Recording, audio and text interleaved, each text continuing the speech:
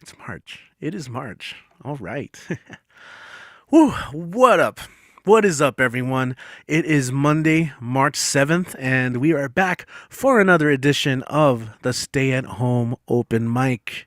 Right here, check that out. This beautiful thing right there that we have been doing now for almost 100 episodes online on YouTube. That is right. We are nearing our 100th streamed episode. Technically, this would be our 100th episode. We have a super secret lost episode that was never streamed. We did one very casually on a Zoom call that wasn't streamed. So a few people were part of that. I think it may have only been Kit and Dan that are regulars that you may know. But since then, we have been able to meet so many new people and just grow our online open mic and writing communities where we have workshops and karaoke nights and all sorts of online open mics that you can hit up almost every night of the week. It's amazing. So this particular one, the Stay at Home Open Mic, is presented by the Barbed Wire Open Mic Series. We call it BWOMS for short. And we are based out of El Paso, Texas, the U.S. Southwest. So if you guys are ever in the area or plan on visiting, coming or passing through, hit us up, and we would love to, maybe get a feature show for you, maybe do some recording, whatever. Just we want to introduce you to the region and have a good time.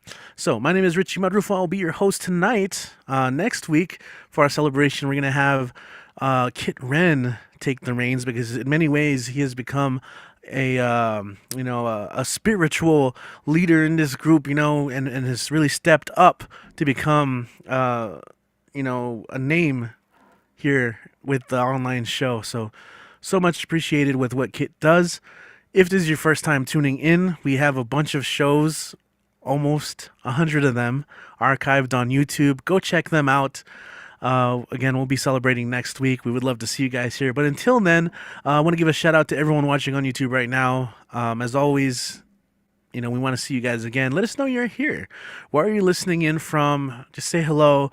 And as always, like, if there's a line, there's someone says something that like really means something to you, let us know in the chat. It's great feedback. If there's a line that is crafted so beautifully that it makes you cry, or if it makes you shake, it gives you the chills, that those are the kind of things that the writers want to hear. So, just give some feedback. It always helps. And even if they don't see the comment, I'll pass it along to them. That's something I definitely want to start doing more of. With that said, though, we do have a full Zoom call. What is up, everyone on the Zoom? We got poets, we have performers. As always, I do encourage you guys to interact with one another and show all the love. We are going to go ahead and just get the show started. If you do want to sign up to perform, just follow us online, Barbed Wire Open Mic Series. There it is, BWOMS. Bam. Just look that up online. Instagram, Twitter, Facebook, YouTube. All of those are avenues and ways in which you can get access to the sign up sheet. On this YouTube channel, I say it every week just in case we have someone new listening in. In our description of our live stream videos, I set it up the weekend before, and in the description, you will see a link to sign up. Anyways, what is up? I'm nervous for some reason. I made coffee and I'm really excited to go grab it. But right now, we're going to go ahead and kick things off in New York City, where we have the Deadpan Dope Beanie Poet in the house. That's right, we have Deadpan Lizzie rocking, as always, the coffee. What is up? How you doing, Liz? Welcome back to the show, and go ahead and kick things off. Good to have you. Thanks. Yeah, I'm a tea connoisseur, so no coffee for me.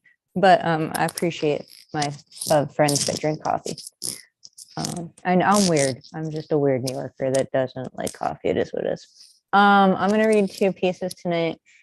Michael Sindler, he's not here tonight, but we miss you, Michael. But he's always encouraging me to write about real estate in my poetry. So I did. This is untitled. When you are finally able to enjoy a chocolatey treat after 3 long years of not feeling sickly to your stomach, taking care of your body, getting into the shape you've longed for, but the one recipe you no longer get to enjoy because she has left us. I no longer get to enjoy my grandmother's famous chocolate mousse that I would have let be one of my vegan vices. A recipe she never wrote down, too rich for paper, our stomachs, but never our hearts and smiles. Shelley made chocolate mousse by the seashore for almost 50 years. I can still taste each individual ingredient on my tongue, scooping it out of the royal blue dessert glasses in dark chocolate candy shells for every sweetness on the high holy day. Perhaps it's time to make my own plant-based chocolate mousse for my family and future to gobble down. I like I did for 27 years. The extra bonus challenge, how to perfect homemade whipped cream like she did. I do you justice, but never outdo you, Grandma. And then, thank you. And then the final piece I'm going to read is by my friend and a member of our poetry community, Christian Morant. He goes by Curly Headed Ninny on Instagram. Look him up. He is brilliant at marketing and a brilliant poet and artist. It's called Overloaded. I tried to be tied down, but couldn't quite figure out what I really wanted out of life. So I shut down, abandoned everybody who trusts me, and tried to love me because I couldn't bear that thought of them, knowing that I was struggling mentally, financially, and everything else in between. As pride got the best of me, tempted me, and then tested me by asking my ego, what kind of evil makes a lesser me, then using that knowledge with full intention to make a mess of me. Embarrassing to say the least, having to cope with everything on your own inside your dome, feeling like you're so alone, but never want to rock the boat. So you do your best to hold it all together till one day you explode from emotion overload, airing out your whole soul and bearing down to the bone, where you're finally exposed to be the human that you've been pursuing all along as you hid behind a monster so he could write some songs, turning rights into wrongs and replacing your thoughts with a little idea that you don't belong. Like what's the point of living when you've already given up on everyone in your life that you ever claimed to love? Well, I'll tell you what's the point is. No more avoidance. Time to stand up and speak out for the voiceless, for those who feel joyless, for those who feel poisoned, for those who feel like they're trapped and have no other choices but to work and be slave, fake a smile and behave while the money that makes goes into someone else's bank so they can live happy lives off your efforts and your time till you're no longer needed. Then they simply cut your ties like a puppet. They say, fuck it. You use then to kick your bucket and they throw you out with the bathwater like you're nothing but the bottom of a barrel. So you go and grab a barrel, making sure to grip it tight as the muzzles meet your temple because they got you going mental, thinking that you're worthless, hoping that's metals, gonna solve all your burdens when it's all gonna do is leave you loved ones hurting. So I'm here to beg you to stay determined, to live a better life, to ignore all the lies, to put down the bottle, to step away from the knife, to look deep inside and try to realize that that each and every single one of us deserves to survive. Thank you. Here, here. Excellent. I appreciate a Wow. good tribute poem. Yes, feel free to make some noise, show some love. Lizzie, thank you, as always, for being killer and kicking off our shows. It's a great way to start off every time. Most of the time, you've been doing it for a while. We need to do some percentages on that. But for now, for people tuning in, how can people support your work online? I know you got so much going on, as always, so it's great to kind of keep up with what you're doing. Thank you. And yeah, I'm doing an every other mic sort of week because of the tension headaches I get from Zoom. But always happy to be here. You can find me online at ES_Strauss, which I renamed my Zoom box. My link tree is there with all the parallel careers I have. And also please check out Christian Morant, who wrote that amazing poem I just read, Curly Headed Ninny, on Instagram. Check him out. He does brilliant, brilliant work. So thank you so much. Excellent. Yes. No. And thank you. Congrats also on getting back on the sweet road. I saw that story of the vegan chocolate. That's pretty cool stuff. Thank you. Enjoy. All right. Christian. Awesome. One of the things that also is going to develop out of this, we're not meeting everyone, but we're definitely hearing their poems and dedications. So it's going to be like that, like, oh yeah, yeah, Lizzie read one of your pieces, one of your, a piece dedicated, all that stuff. So I look forward to visiting New York someday, pretty soon too. Visit you guys. All right, yo, let's keep going. We're gonna stick around in the East Coast, and as always, we're gonna visit our main man in Maine. It is time to visit Generalissimo. What is up, man? How are you today? I'm trying. Did you Had get a some? Did you get some sleep? You made a little note here. It's 3:14 a.m. and I can't go back to sleep. So you, yeah, oof. yes, yep. I woke up and I couldn't get back to sleep, and so I wanted to check if the list was up yet. So and it was. And then, but then I also had to take a nap this afternoon, and I slept till close to 5 p.m. and I had forgotten about my open mic, and I hadn't done any of the notices for it yet. Sometimes I just forget to do that. But so I got a text from Nick, and Nick said, "Are you doing Cafe Generalissimo today?" And I said, "Oh, I forgot about it," because I was about to actually drive off to Trader Joe's, which is a 45-minute drive away. So I really, I really would have been in it with the boss, Marissa. Way to save the day, Nick.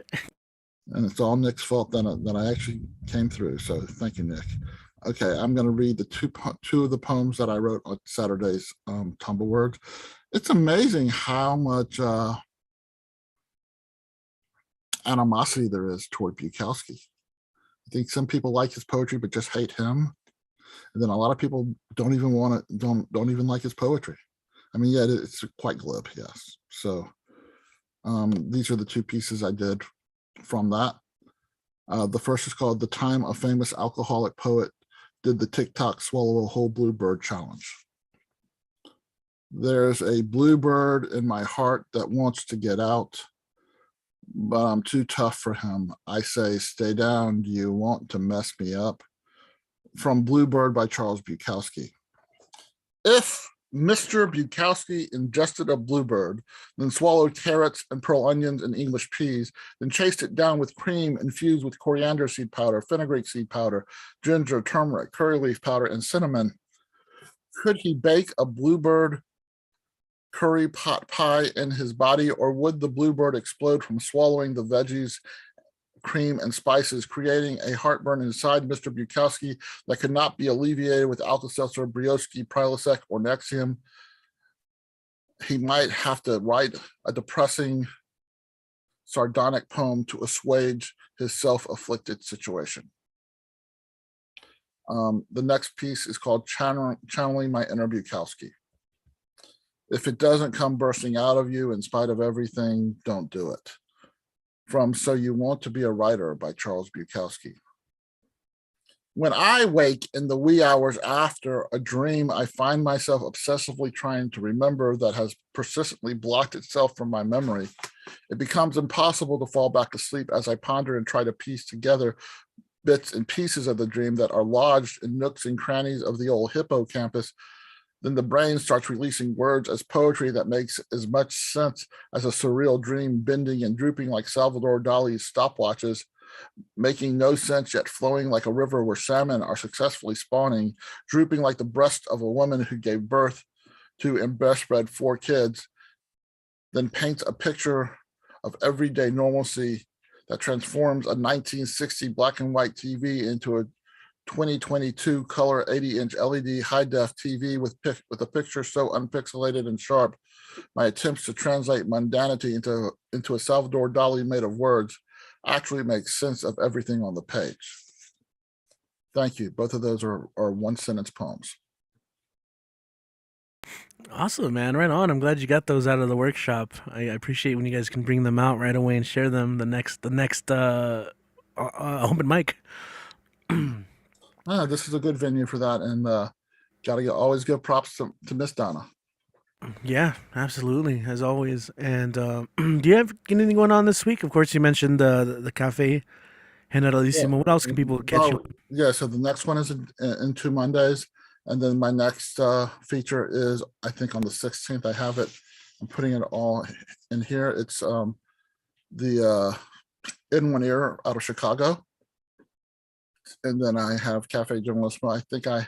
I'm not sure if I have anything else later in this month, and I know I have something in April, but I'm not sure what it is.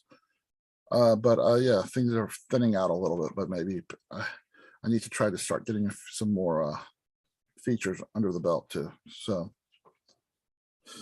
but it is easier on my life to not have features. Friends.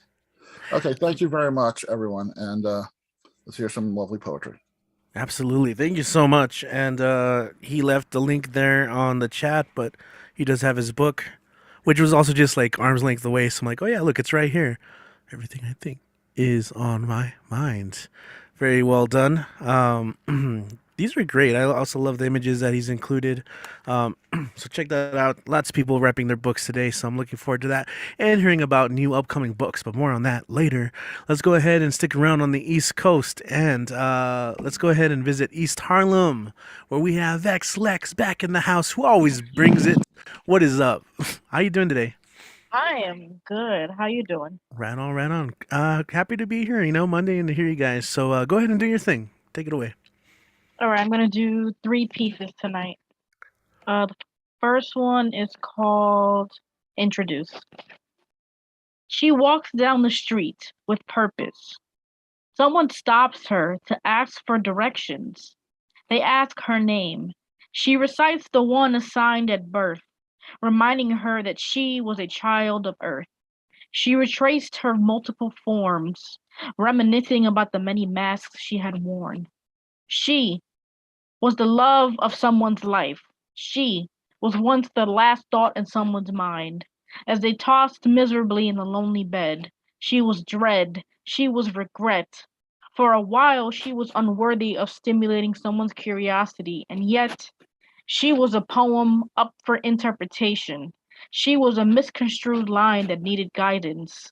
She would have given anything to find someone to help her discover her meaning. She wanted so much to be more than just a name. At one point, her name had been forever. At another, she was never again. Once she became lies, her cries for forgiveness were in vain. She was insane to think she could ever stop being a mistake. So the next time someone asks her name, without hesitation, she will say that she has yet to figure it out. My second piece is called Train Car Blues.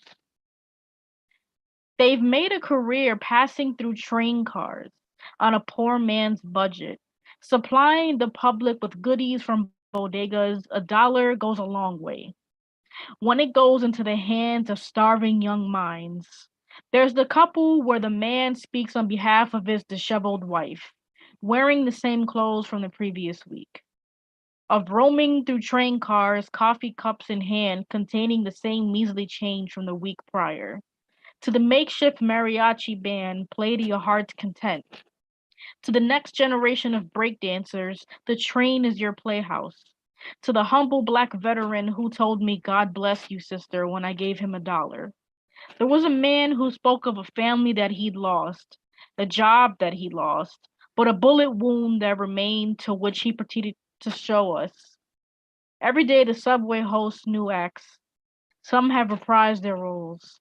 They are voices aching to be heard, pockets aching to be stuffed, stomachs aching to be filled.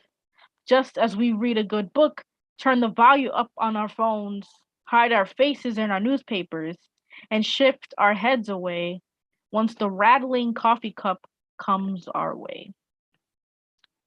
And my last piece is called Wisdom.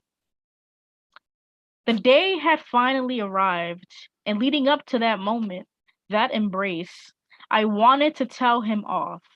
The 15-year-old version of me laid her head on my shoulder, while 8-year-old me rested comfortably in her arms.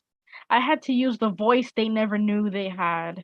I had to use the words they could never articulate. I was going to let it all out. I fiddled with my hands until I heard my mother's keys.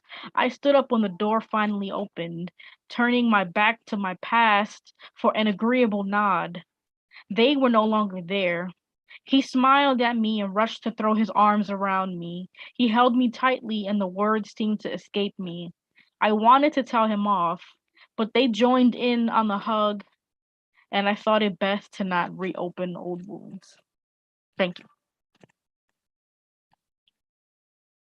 Awesome. Thank you so much. You had me listening so intently. I was like away from my keyboard. I had to like fumble around and find the mute. Vaxlex, what do you have going on? How can people follow you online and see what cool stuff you have going on? You guys can follow me on Instagram at VexX Poetry. I post a lot of my poetry on there, video performances, and then I'll share sometimes an open mic that I'm gonna be at. So VexLex Poetry on Instagram. Excellent. Thank you so much for making it. Always a treat when you get to stop by and share a little something. Follow her if you're not doing it already, guys. I've said this before, but you know, whether or not people have books out or merchandise of some sort, something that is always great and is always free is just to kind of signal boost their content. You know, I see so many of you guys doing some really great things, you know, to share your creative visions. And it's just entertaining, you know, all the multimodalities that are going down. And it costs absolutely nothing just to like click that share button to like it, you know, all those things that again kind of signal boost. So that's one thing we can do, right? For sure. And then when you have a little bit of extra cash, you know, buy the book, you know, buy a book for one of your friends, you know, and get their art out there in the world. All right, yo. So that's me. Let me step off the soapbox. Let's go ahead and get back to we're gonna stick around a little bit. We're gonna go to Pittsburgh and visit Vale Larkin, who again is just a powerhouse of a performer as well as a writer. Always has something that makes me like untangle in my head. You know. All right, Vale, how you doing today? Good to have you back. How are you? Excellent, excellent. Good to see you. Coincidentally enough, I'm also planning to read 2 poems I wrote at Tumblewords on Saturday. And my objection to Bukowski is that he makes a great many assumptions about other people, mostly based on chauvinist tropes. So, not a fan. These are both based on Bukowski poems that were prompts in the workshop. This is based on the Bluebird, or inspired by. Bukowski's Bluebird. Oh, all my barricaded brothers, and how often they come together, axes on hearts like bars, wise yoked to your necks. I do feel it. That battered, breast-bound bird, begging for brokenness while you stifle and smother it silent.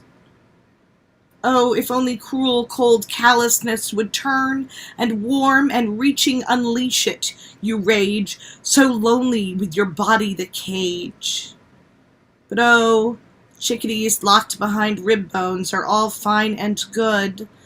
But when you've drowned it and choked it, beaten it bloody, fucked it into submission, along with every bright and liberated bird you've ever staggered into, can you truly call it truth?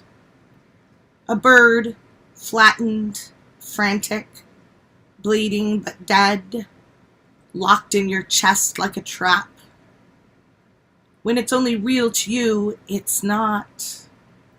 If no one's ever seen it, it's not you. Write your verses to delusion. They'll still know your face.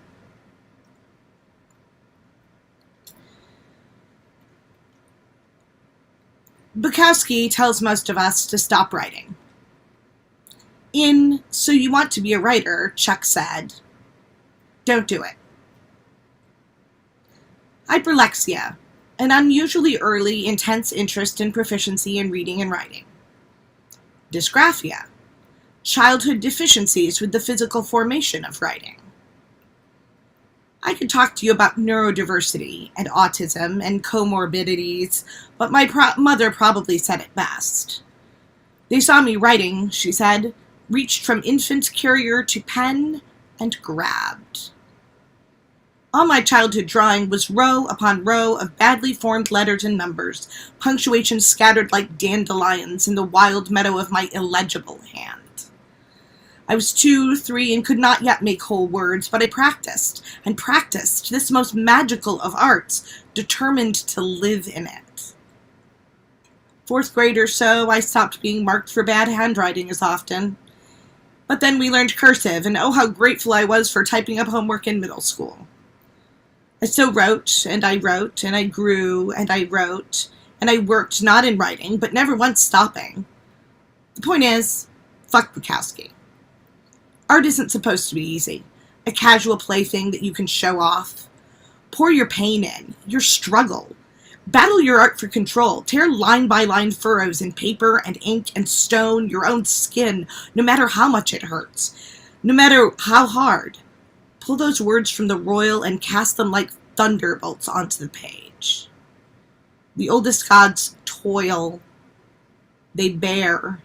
They unleash. Feed their own livers to their gift. Don't fake your pathos by drinking yourself too stupid to put words together. Fuck destiny, or whatever comes easy as breathing. Let it hurt. Put your blood into the gouges you've carved in your art. Do it.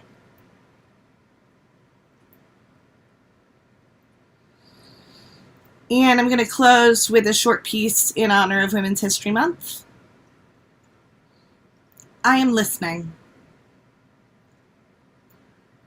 I am listening for the voices of women, for the warm roundness of them, for the comfortable chuckles and the twitter of gangly girls like birds. I am listening for the sound of my friend's low, rosy alto, for the crackling laughter of my aunts on slow, grass-stained nights around the bonfire. I am listening for the tone only a mother can make, for all the call and response of ladies in churches, for the soft sighs of lovers lost to time. I am listening for the broad polyphony of all the women's voices I have ever heard or imagined. The sweetest songs to me are your songs. Oh, that's a sweet ending. Yeah, that was beautiful. You came Thank in you so much. strong and then you just kind of suit us. Amazing. Truly beautiful dynamics in all those pieces, and gotta let those Bukowski poems ring out into the universe. I'm gonna let them keep echoing out, and so people can feel it. So Val, what do you have anything coming up? Any features or anything you'd like to promote? I'm currently featuring in a move across town to a house. So that's what I'm doing right now. As of this time next week, I will be moved in. Right on. Congratulations. Hope you have a smooth move, and we will look forward to catching you in the new spot. Yeah.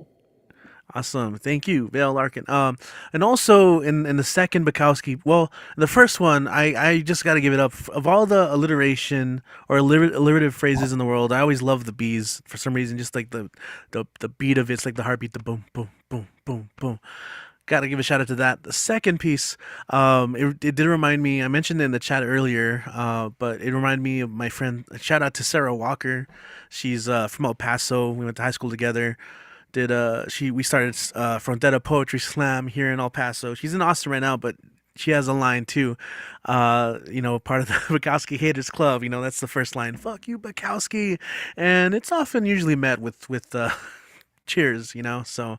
Regardless, though, I'm glad you guys are all sharing all these pieces from the workshop. As always, how beneficial it is to have all our workshops. All right, so let's go ahead and keep going. And of course, we talked so much of how sweet that ending was. All right, let's go ahead. I'm looking at the list because some people aren't here, so I'm just trying to edit in my head. But yeah, let's stick around the East Coast. We got our friends here in Jersey. In Jersey, we got Nick Paleologos, and don't be green with envy. But let's see what we got. Nick, go and take it away, man. It's too hot over here for the green man suit, so no thank you on that one. But anyways, yeah, let's do some poetry and stuff. I was trying to set you up, man. Okay. No, I'm just saying it's too warm for that. It gets hot in that thing, man. being dead and being serious right there. Dead ass, as they say, right? All right. So I took that one prompt from the Tumblewords workshop. I wasn't there, but I was able to get it because I exchanged stuff and everything. And I decided to do this one to open up. This one's called Why I Write. I write because for the first time in my life, I'm able to express myself in a way that everyone can understand. I write because I want to be able to rise above the glam rock and glitter, dance around the dance floor of an open mic, shift around my words like a waltz on Broadway, shuffle around the senses like 5 decks in Vegas. I write because I protest the status quo. I am revolution. I am evolution. I am education. I am a writer because busting down doors with pens is more efficient than spears. I don't gatekeep away the people. Instead, open up the doors with the many keys I hold. The ink blobs as bullets. Instead of hollow points, make sharp, concise ones. They don't kill. They alter. I'm a writer because I don't know where I would be if I wasn't one. I would be a conundrum of messy clothes, smelly pits, and an ocean of tears. I'm a poet because I have been on a journey and I am one of us, until one becomes all. I am the impossible. I am a miracle. I am what I've always waited for. I am what you have been waiting for. Now, get your ass up here and run that shit like a sprint, because we are poetry, and we will always be remembered forever.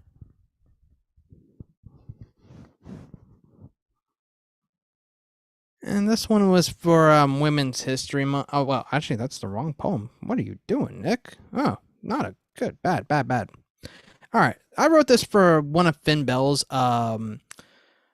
prompts from Vocabulary. So I'm going to read this one. This one's called Divine by Default. Rock and roll is for everyone, especially for the women, from Aretha to Janice from Patty to Ann. Rock and roll is for everyone. Don't tell me about the bad reputation. All they want is respect. Barracudas came along trying to mask the divinity of music, masquerade of musings, trying to wall them out, because the night isn't young anymore. Time has run out. For those that keep saying another Amy Lee, another Hayley Williams, another Lauren Mayberry, another Beyonce, just another singer, just another one. Really? That is all you got to say?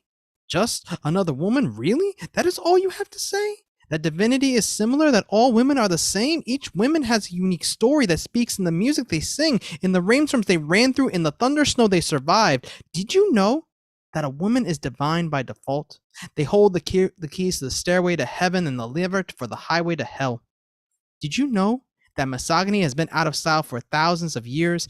And I'm so sick of hearing all the excuses. A woman belongs where a woman wants to be, whether it's the stage, hiding in blankets, eating ice cream, watching Netflix, connecting with her Mother Earth, or disconnected from the world. Don't tell me what a woman cannot do, because I have witnessed greatness. Clearly you haven't. One day you will. I hope it's not too late when you realize. All right. And to close, I kind of muffled my order a little bit, but whatever. This one I read at New Year a while back because I don't really have anything else really new that's ready yet. This one's called 21 Questions That I've Wanted to Ask My Ancestors. Were there any victors in the wars of the past? History textbooks don't teach the whole story. How many relatives, loves, and friends have you lost to war? For all of you have been on the winning and losing sides. You have avoided or probably witnessed genocide before in the early 1900s, and possibly earlier. Have you seen anything like you've seen in Ukraine? Or like the atrocities of what the world has experienced? How did you help? What can I learn from you? Did you stand back and watch? Did you fight? Did you observe the patterns of the people in charge? Did you call for peace? Will you bestow your wisdom upon me? Upon us? Will you be able to communicate with the leaders and stop the madness? Have you wanted something like this? Have you made money off of this in your era? What have you done? Have you watched a garden bloom from a battlefield? Have you watched trees bloom from missiles? Have you watched arrows become birds? Have you seen love in the shape of swords? Have you tried to stop it? Because I don't know what I can do to end it all. When can you get back to me? Because time isn't on our side.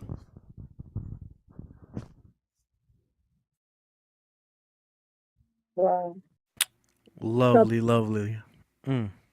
Right. Go ahead. Fire. Yeah, I thought you were gonna say something. I'm so sorry. Nick. No, I just said I felt that. It was strong. Got you. Got you. Yeah, you read that one last week, man. I really love it. It reminds me of some of my favorites, and I think I mentioned also that I love the transformative elements there that you include, right? Transforming this into that and this into that. It's great, man. So really quick, you know the drill. How can people follow you, and what do you have coming up pretty soon, man? This is my book, Ad versus Reaction. Go buy my copy if you haven't already. It's a really good book. I have a workshop coming up since I know I posted Tumble Words a couple weeks back, but if you want to get like the stuff from my Tumble Words, you can just message me at Nick Palagos on Facebook, IG, The Real Nick P. I'll drop all my info in the chat. And also I have a workshop coming up with vocabulary called The Poetry Games. It's going to be Emotivate. Me examining the emotions and everything, spectrum of poetry and everything like that. It's gonna be interesting and everything. I see you got my book up there, Richie. I see that. Yeah, I love it. Thank you for that. I love that. And I will endorse his book. I will also endorse your book in Relacimo too. Thank you all so much. I'll drop my info in the chat and everything. I'll be listening. Thank you all. Excellent, awesome, man. Thank you. Yeah, I was looking through it. I was like, I had to go and revisit the secret poem. If you're watching, you know there's a secret poem in here. It's really cool. You should check it out. No, man, it's always great to have these as well. And I like keeping these by my desk because I like to, if I have a little bit of downtime or if I'm waiting for something to load, I'll pick up and just kind of read through a couple of poems. It's a nice way to revisit a lot of the poems that you guys share here. So thank you, Nick, for that. Appreciate that. Check out the poetry games. That always sounds so much fun. Emotivate. That sounds pretty cool. All right, so I'm trying not to go too quickly through this. We got some peeps here that are signed up, but I want to give a shout out. They're not here, so let's see if they have a chance to make it in. But I do want to give a shout out to Ron Mark Thompson, who hosted a couple of weeks back. He signed up last week and couldn't make it. He's been working a lot, but he's doing some dope producing of his programs and stuff at Nuyo. But he signed up today, and I also noticed that there are two of him in today's chat. So I don't know how this works. If you guys are gonna have to fight each other first, who's gonna take the stage, the spotlight? But Ron Mark Thompson, you are up next, or is it gonna be Ron Mark Thompson number 2? Let's find out. Go ahead and take it away. Oh my God, how did I get up next? I thought I had some people before you. You're really throwing me curveballs here, Richie. I like that because you're keeping me on toe, So thank you again for letting me guest host 2 weeks ago. Thank you, Kid. Thank you, Richie. You guys were, amazing. I really love you guys. I had a good time. I know we went over time, but I love to talk, That's what, And I got your beautiful note that the next morning I didn't get a chance to respond because I fell a little bit into a mental, depression afterwards, totally unrelated to BWOMS. You guys were not at fault. Last week when I did, when the New Rican Post Cafe did go overtime, I could have, come here, but I just, my mental state, I really needed, I had to get myself together. But I heard your shout out. I did watch you guys via the YouTube live stream. And that, this really got me back into energy, hearing you shouting out me, so thank you for this, Richie, for doing that. You're just a wonderful host, and so I really appreciate it. So because I talk too much, I have a short piece because I don't want to take up much time because you guys have an amazing list and, you don't want to go overtime like I did 2 weeks ago, but I want to hear all the other amazing performers after me. So I wrote this earlier today. I read it in Brian Franco's open mic. I'm going to read it now because apparently this month it is 2 years after the current pandemic started. And in New York City, literally today, all the mask mandates have been retired. We, on Saturday at the New Rican Poets Cafe, we still had to show our vaccination proof. We still had to wear a mask, except when performing on stage. As of today, it's no longer needed. I hope this is the right way to go. You're going to hear it in what I wrote. And I wish all good health for all of us, So here we go. March 2022. New York City, masks no more. Who knew? No more vaccine proof required. Most other COVID restrictions retired. 2 years after the virus locked us all down, we can go ahead and brightly again paint the town.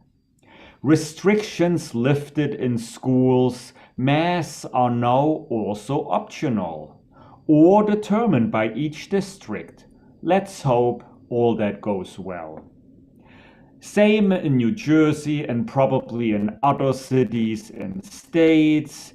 No matter if you had restrictions or not, right now, all thanks to fewer infections and falling death rates. But have we really learned anything? Is this our intent? What if new waves will hit us? Or is this really the beginning of the end? Will this pandemic be as easily forgotten as the one in 1918? Or will the new normal hit us and remind us to remain safe and clean? I see people already partying again, like it's 1999 or 1989. Everyone is having a good time, laughing, dancing, drinking lots of wine. And side note, I did party too this past Saturday, so I'm at fault. All right, back to my poem. Few are still wearing masks. Who knows if all are vaccinated or not? Am I safe shaking hands or hugging my friends or conveying my thoughts? I probably will keep my mask on for another week or 2 or 3. I don't care if I get dirty looks or critique. It's my life. It's me. My mask not only protects me from COVID, but also from the cold and flu.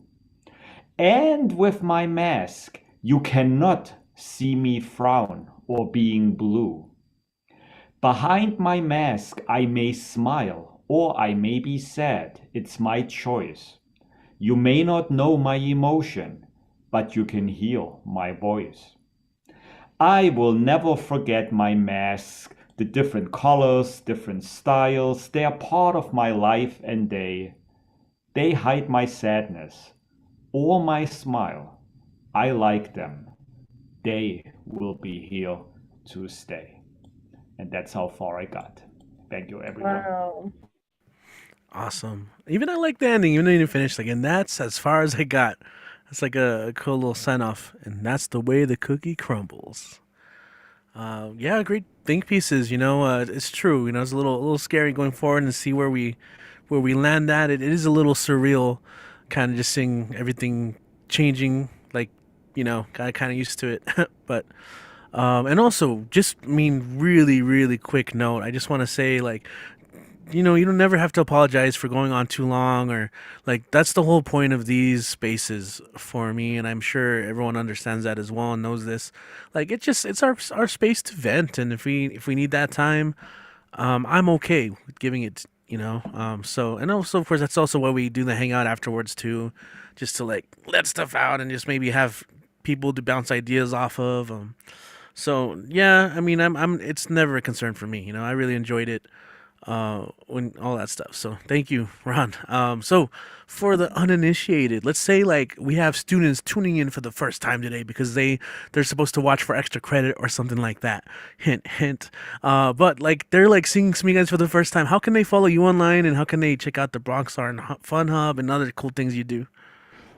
Thank you. Yeah, we should quiz them at the end. Let's see if everyone reminds everyone's social media. And no, but I also wanted to say, yeah, you guys are amazing. I just felt bad last week that I did sign up because and then I suddenly but I'm so glad, you gave me a shout out. I really appreciate it. I come back to as many Mondays as possible, and I hope you have me guest host in the future again. I really enjoyed it. So thank you for being so gracious.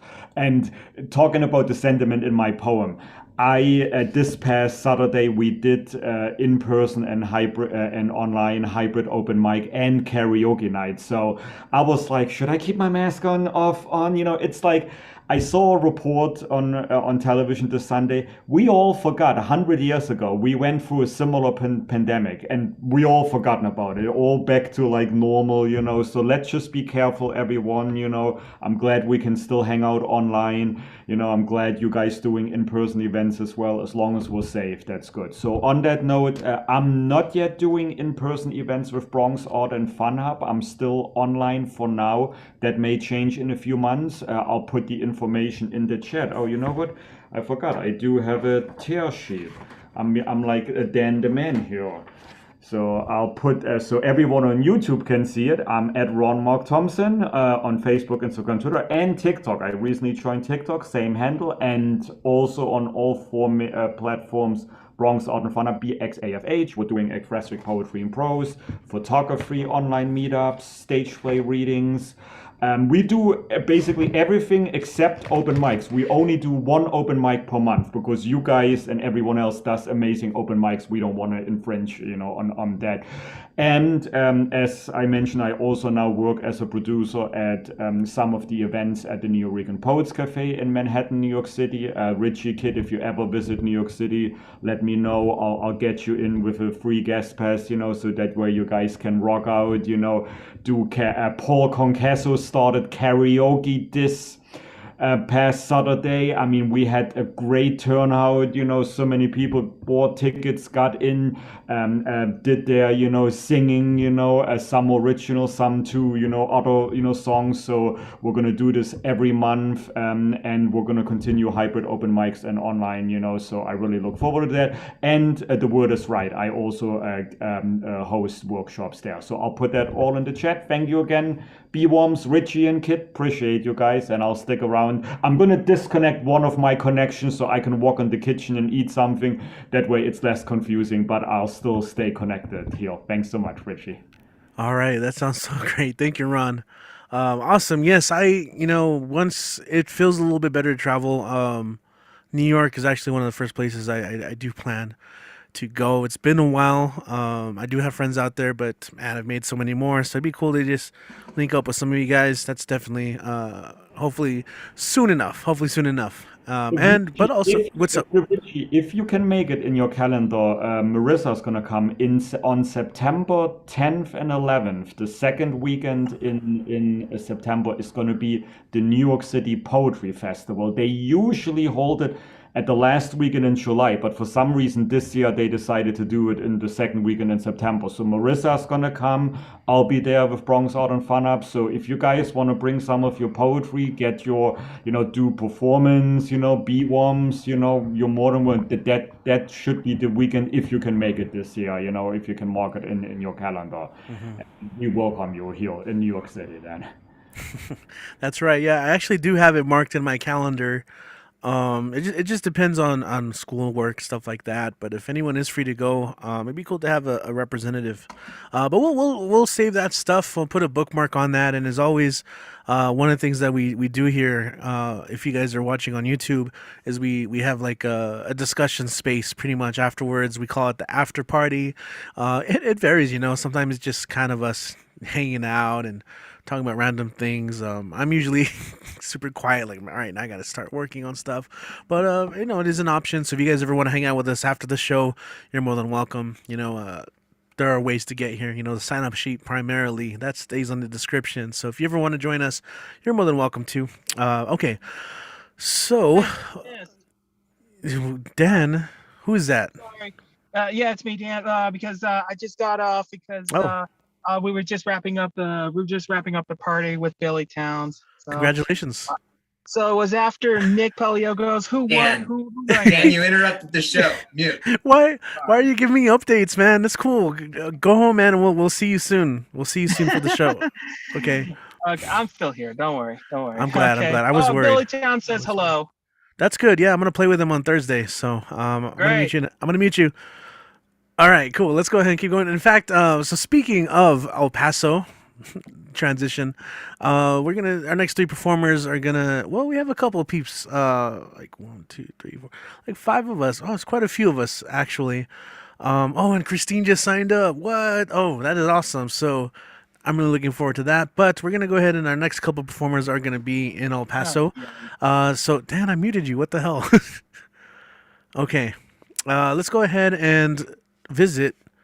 You already heard from him to interject, but we have Kit Ren in the house. He's been here since day one. Our unofficial 100, our unofficial first episode, the unaired pilot, which makes this the official 99th episode. He's gonna guest host next week, in which we will be celebrating 100 fucking 100. episodes, dude. That's so dope. So Triple anyway, Kit, digits. go ahead and take it away, man. Yes, next week we will be the number that everyone is keeping it at. That's what we will be. No, I'm excited about us adding our third digit. I'm excited basically every Monday because this shit rules. Even when it. Okay, I'm going to follow the trend and continue with this meeting of the Society of Bukowski Haters and read what I wrote in Carlos Espinosa's excellent workshop on Saturday with Tumblewords.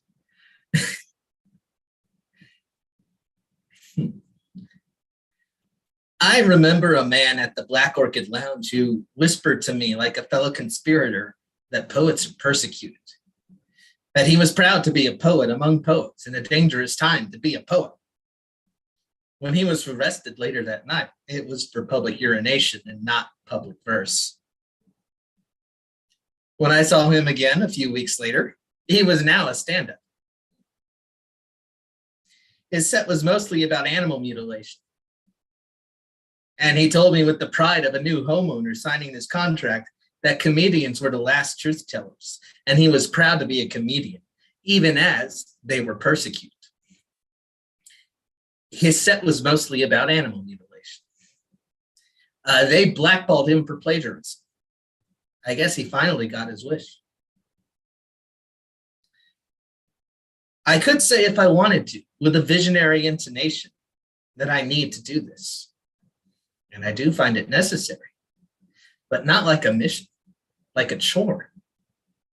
I was not touched by God, eaten by the sun, or bitten by a radioactive spider. This is not a quest. This is laundry. I want clean clothes, so there are things I have to do. I want to know what I think, so there is a process I must follow. Easy or hard, what does that matter to me? Who's going to do it for me? Have you met the people I met who think that they were meant for this?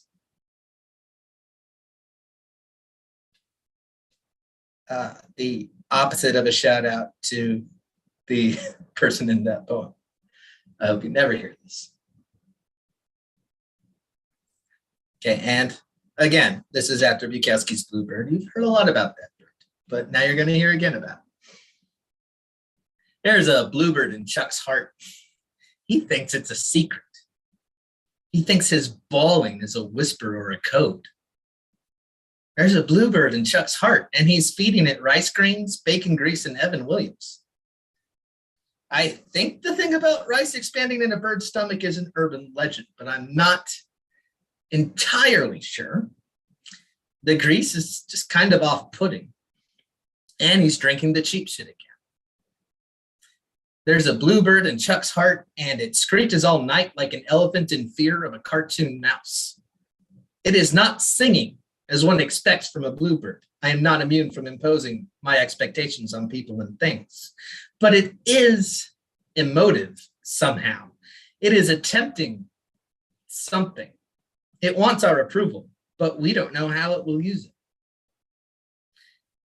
There's a bluebird in Chuck's heart. There used to be 4 crows. Before that, an emu, and before that, a peacock. And I think this all started with a hamster and a coral snake.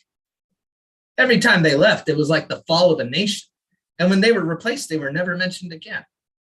The hamster was cool. We talked a lot about Juna Barnes. Nobody will tell me what happened to him. There's a bluebird in Chuck's heart. He thinks we don't know. He thinks we only know what he tells us. He thinks we can't help him. Like we haven't paid his tab and carried him home. Like this is the first time in history a man put a bird in a cage.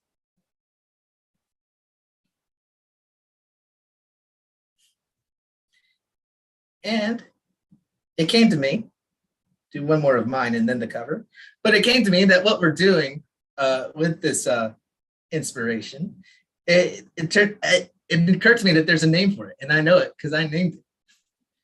So I'm going to read that poem. The poet begins its poems were made by invoking the muses. Well, that's fine. That's nice. But the muses are busy. They have full voicemails and calendars, and sometimes even when they deign to speak with you directly, they are intimidating and unclear. Thunder is both music and an instruction, but it is usually just taken as noise. Even the friendly minor gods are still gods, inscrutable and doing things mostly for their own satisfaction. We must turn our eyes to the ground. We must turn to our inverse muse.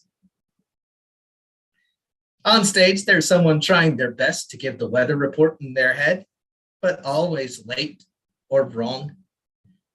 Just like the real weatherman always missing the rain cloud, leaving everyone drenched. You saw the rain clouds. You're baffled by the person on stage who was 10% of the way there and then changed their mind. You have found your inverse muse.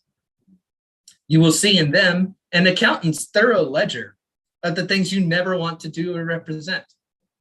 You will learn what you value by its apparent lack.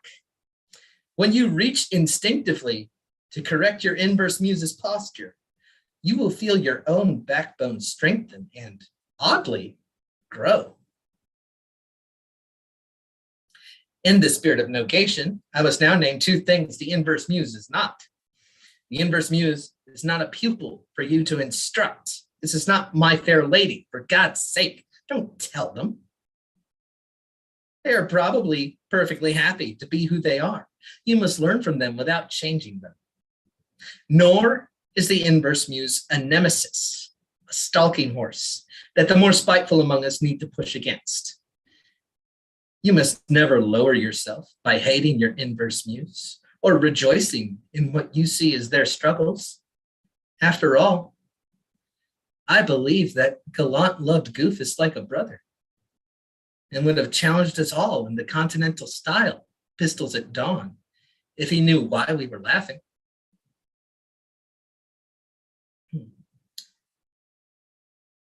And as the man once said, now for something completely different. This is The End and the Beginning by Wisława Szymborska, Polish Nobel Prize winner. This is a great poem. The End and the Beginning. After every war, someone has to clean up. Things won't straighten themselves up after all. Someone has to push the rubble to the side of the road so the corpse-filled wagons can pass. Someone has to get mired in scum and ashes, sofa springs, splintered glass, and bloody rags. Someone has to drag a girder to prop up a wall. Someone has to glaze a window, rehang a door. Photogenic it's not. It takes years. All the cameras have left for another war. We'll need the bridges back and new railway stations. Sleeves will go ragged from rolling them up. Someone, broom in hand, still recalls the way it was. Someone else listens and nods with unsevered head. But already there are those nearby starting to mill about who will find it dull. From out of the bushes sometimes, someone still unearths rusted out arguments and carries them to the garbage pile. Those who knew what was going on here must make way for those who knew little and less than little. And finally, as little as nothing. In the grass that is overgrown causes and effects, someone must be stretched out, blade of grass in his mouth, gazing at the clouds.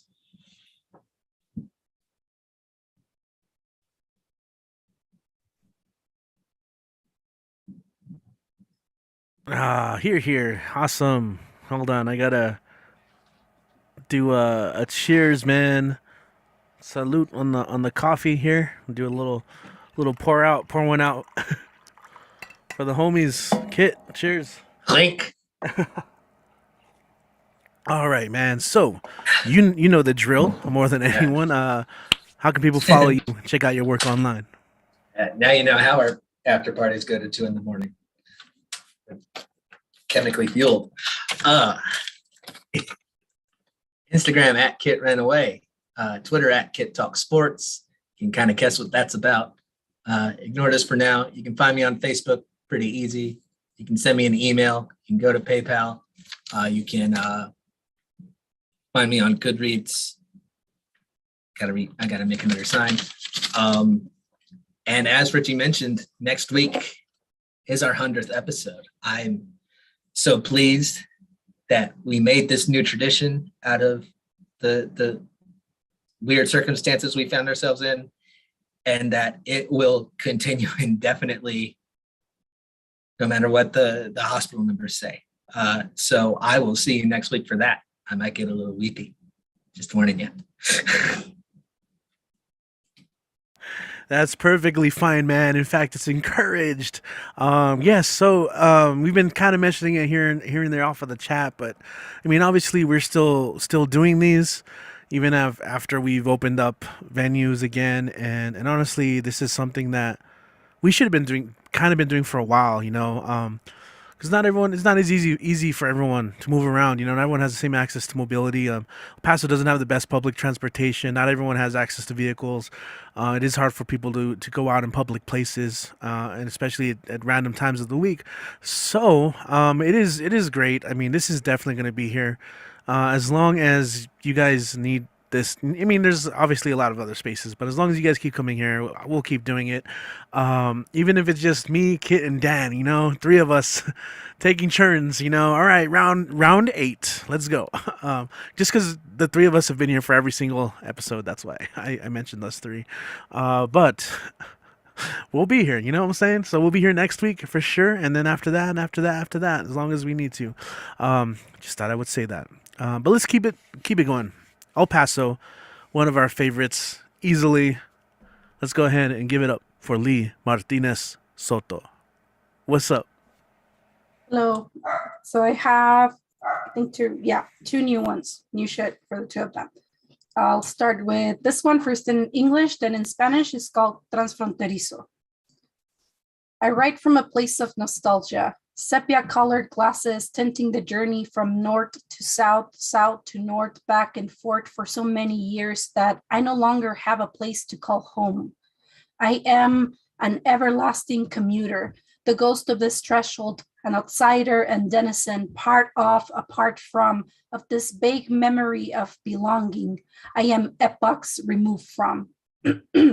Casita linda, I no longer know you, much like I no longer know the pressed together houses of tu cuadra, those labyrinthian structures of calles y colonias, gentes y pandillas that I used to navigate without the need for direction or the ever-creeping sense of fear. I have committed to memory the parts of you I loved and those I wish I could be rid of. I know now that those parts are gone. The places once bustling with life are now retirement homes of these childhood, young adulthood, huntings and memories that shaped me. I am stuck in the past on the south and el norte and afraid of crossing this gargantuan bridge to the other side where this place I have called home for over a decade lies. I wonder how long does it take for the dust to settle in, for new memories to be made, for this feeling of estrangement to be gone, so I can finally feel like I am home. Escribo desde un lugar de nostalgia. Lentes de color sepia tiñendo el trayecto de norte a sur, sur a norte, de ida y vuelta por tantos años que ya no tengo un lugar al cual llamar casa. Soy un viajero constante, el fantasma de este umbral, forastero y residente, parte de, aparte de este vago recuerdo de pertenencia, estoy épocas removido. Casita linda, ya no te reconozco, así como ya no conozco las casas pegadas las unas a las otras de tu cuadra, esas estructuras laberínticas de calles y colonias, gentes y pandillas que solía navegar sin necesidad de dirección, o la siempre creciente sensación de miedo. He memorizado las partes de ti que amaba y aquellos recuerdos de los cuales me gustaría deshacerme. Ahora sé que esas partes de ti se han ido, Los lugares una vez llenos de vida ahora son casas de retiro de las memorias de la niñez y adultez, fantasmas y recuerdos que me vieron crecer. Estoy atrapado en el pasado, up south, en el norte, y con el miedo a cruzar este puente gigantesco al otro lado, donde este lugar que he llamado casa por más de una década se encuentra. Me pregunto, ¿cuánto tiempo durará el polvo en asentarse? ¿Cuánto tiempo llevará a crear nuevos recuerdos? ¿Cuánto tiempo para que este sentimiento de extrañeza se desvanezca? ¿Cuánto tiempo para que finalmente pueda sentirme como si estuviera en casa? That was one, and this is the second one. This one came from the Bukowski workshop from an Ars Poetica writing prompt that we had. And the title is, this is all to say, I don't know how to fucking Beverly communicate. This thin lips slit to all these things I hide inside were not made for talking. This voice, untrained and unstable and too quiet or too loud, does not know how to talk these feelings or how to speak out. I was born with a tied up tongue. So I put the pen to paper, restless fingers to worn out keys so I could speak myself into existence. Thus I write. Estos delgados labios, apertura hacia lo que escondo dentro, no fueron creados para hablar. Esta voz inexperta, inestable, muy tímida o indomable, no sabe cómo maestrar emociones o cómo hablar claro. Nací con esta lengua trabada. Así que aprendí a poner la tinta sobre el papel, dedos inquietos sobre teclas desgastadas para poder hablarme a la existencia. Y por ende, escribo. That's it. Yeah, Lee, everyone, unmute yourselves, snap it up, clap it up, make some noise, oscillate in unison of the awesomeness. Celebrate. Thank you. Awesome. And you can find my stuff. Wait, here. Yeah, here. There it is. That's my Instagram, where I have all of my links to. Perfect, right? You perfected it, right? Like you just like point at one thing, that is the link, and you can find all the other links there. Peace. Awesome. Thank you so much, Lee, for your participation and presence. Often, always, on these as well, and it's great to see your work, fly, and just inspire and touch so many people in that way. Okay, we're gonna stick around an EP. I'm gonna stop being cheesy, guys. I'm just gonna introduce you guys. All right, next up we have Patty in the house. Patty in La Casa. What's up, Patty? Go and take it away. I'm just gonna go right in. Yeah. What's the point when you're allergic to the lilies? At least those were the thoughts between the fiddling of the raindrops between the mixture of gravel and ragged pebbles on bare skin. Because if you paint the backdrops yellow, how does the end of your stroke still leave pigmentations of darkness? How is it that when the pulse of your heart nearly punctures through the wall of your chest, you still feel completely dead within? When you said too much without quenching the thirst in your lips, when you've been stung without the physical wounds of a battle to prove the inaction of your movement. If the sky displays itself as blue, why has the seeker compromised the foundation of its lie by unearthing its reasoning? Do you remember a day without speaking the time in it? A moment without flaws, a breath without the token of a day pass, a cloth without the lingering of a single thread to undo it all? Do you remember living without the burning of a pain unexplained? I stopped to smell the roses, but the quiver in my nostrils told me another direction was needed. And that's it. Oh, snap. What? That's short and sweet. Patty. Oh, make some noise, show some love, and Patty, before you disappear off to the screen with your signature thumbs up. Glad to see your work taking legs, as well. Where can people follow you online and see your amazing work? Patty's_poetic life. Oh, I forgot my name. Hold up. Patty's_poetic_life. I think. I don't remember. She was just giving us a bad handle so we don't find her, She's like, you gotta. No, really appreciate all that you do in your work. Again, just knowing you guys for so long, I really appreciate what you guys put into your words, your craft, and it's just great to see. So thank you as always for joining us. Peace. As always. Let's go ahead and we're gonna travel a little bit more. We haven't been to the West Coast just yet, so we're gonna do some traveling, and we're gonna go to LA, where we're gonna visit our friend Nuria Butterfly. Oksana in the house. I probably should have warned you that you were up next, but how are you doing tonight, Oksana? You still with us, right? Yes, I am. Oh, Hi. there you are. What's up? Good to see you.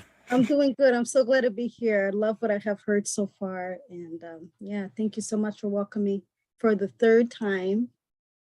And yeah, so I'm going to just share, like, I have a couple like short poems, and then maybe the last one would just be my last, my long poem. Yeah, so I'm super excited.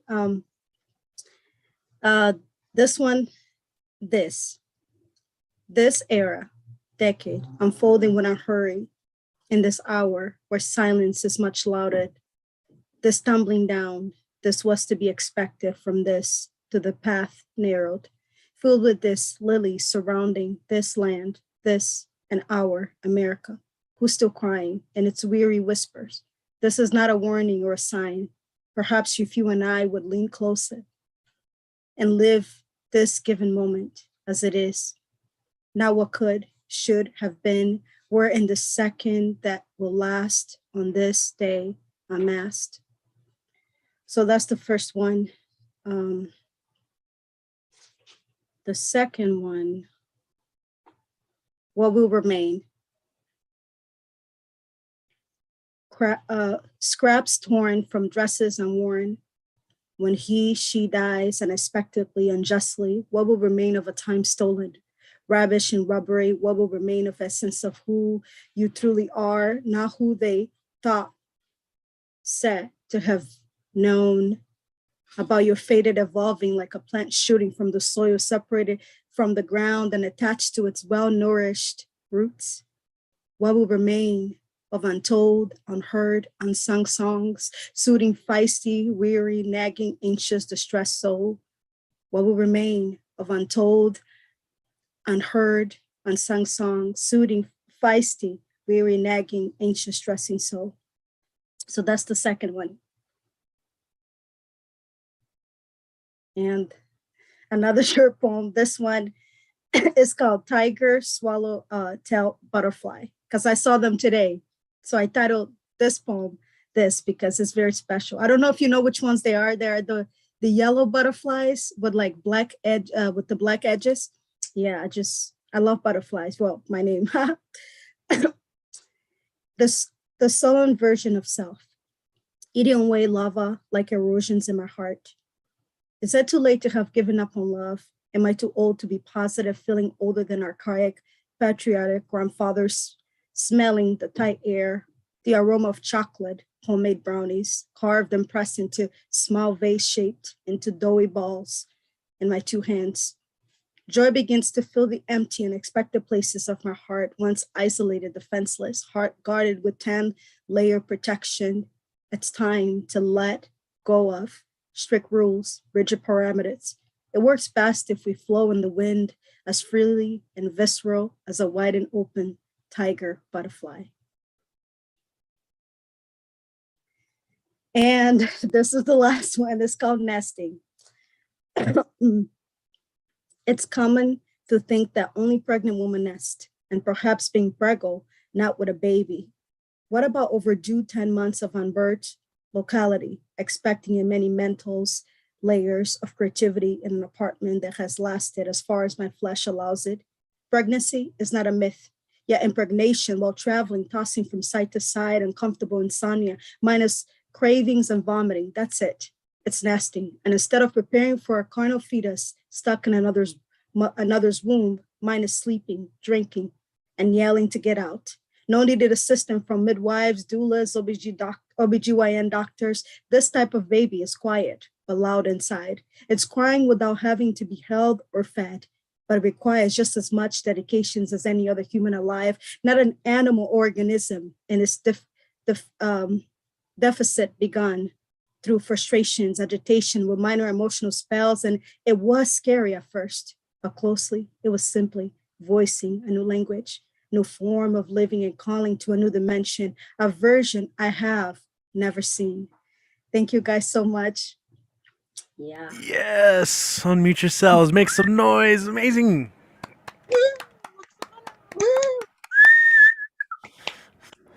Bravo, bravo.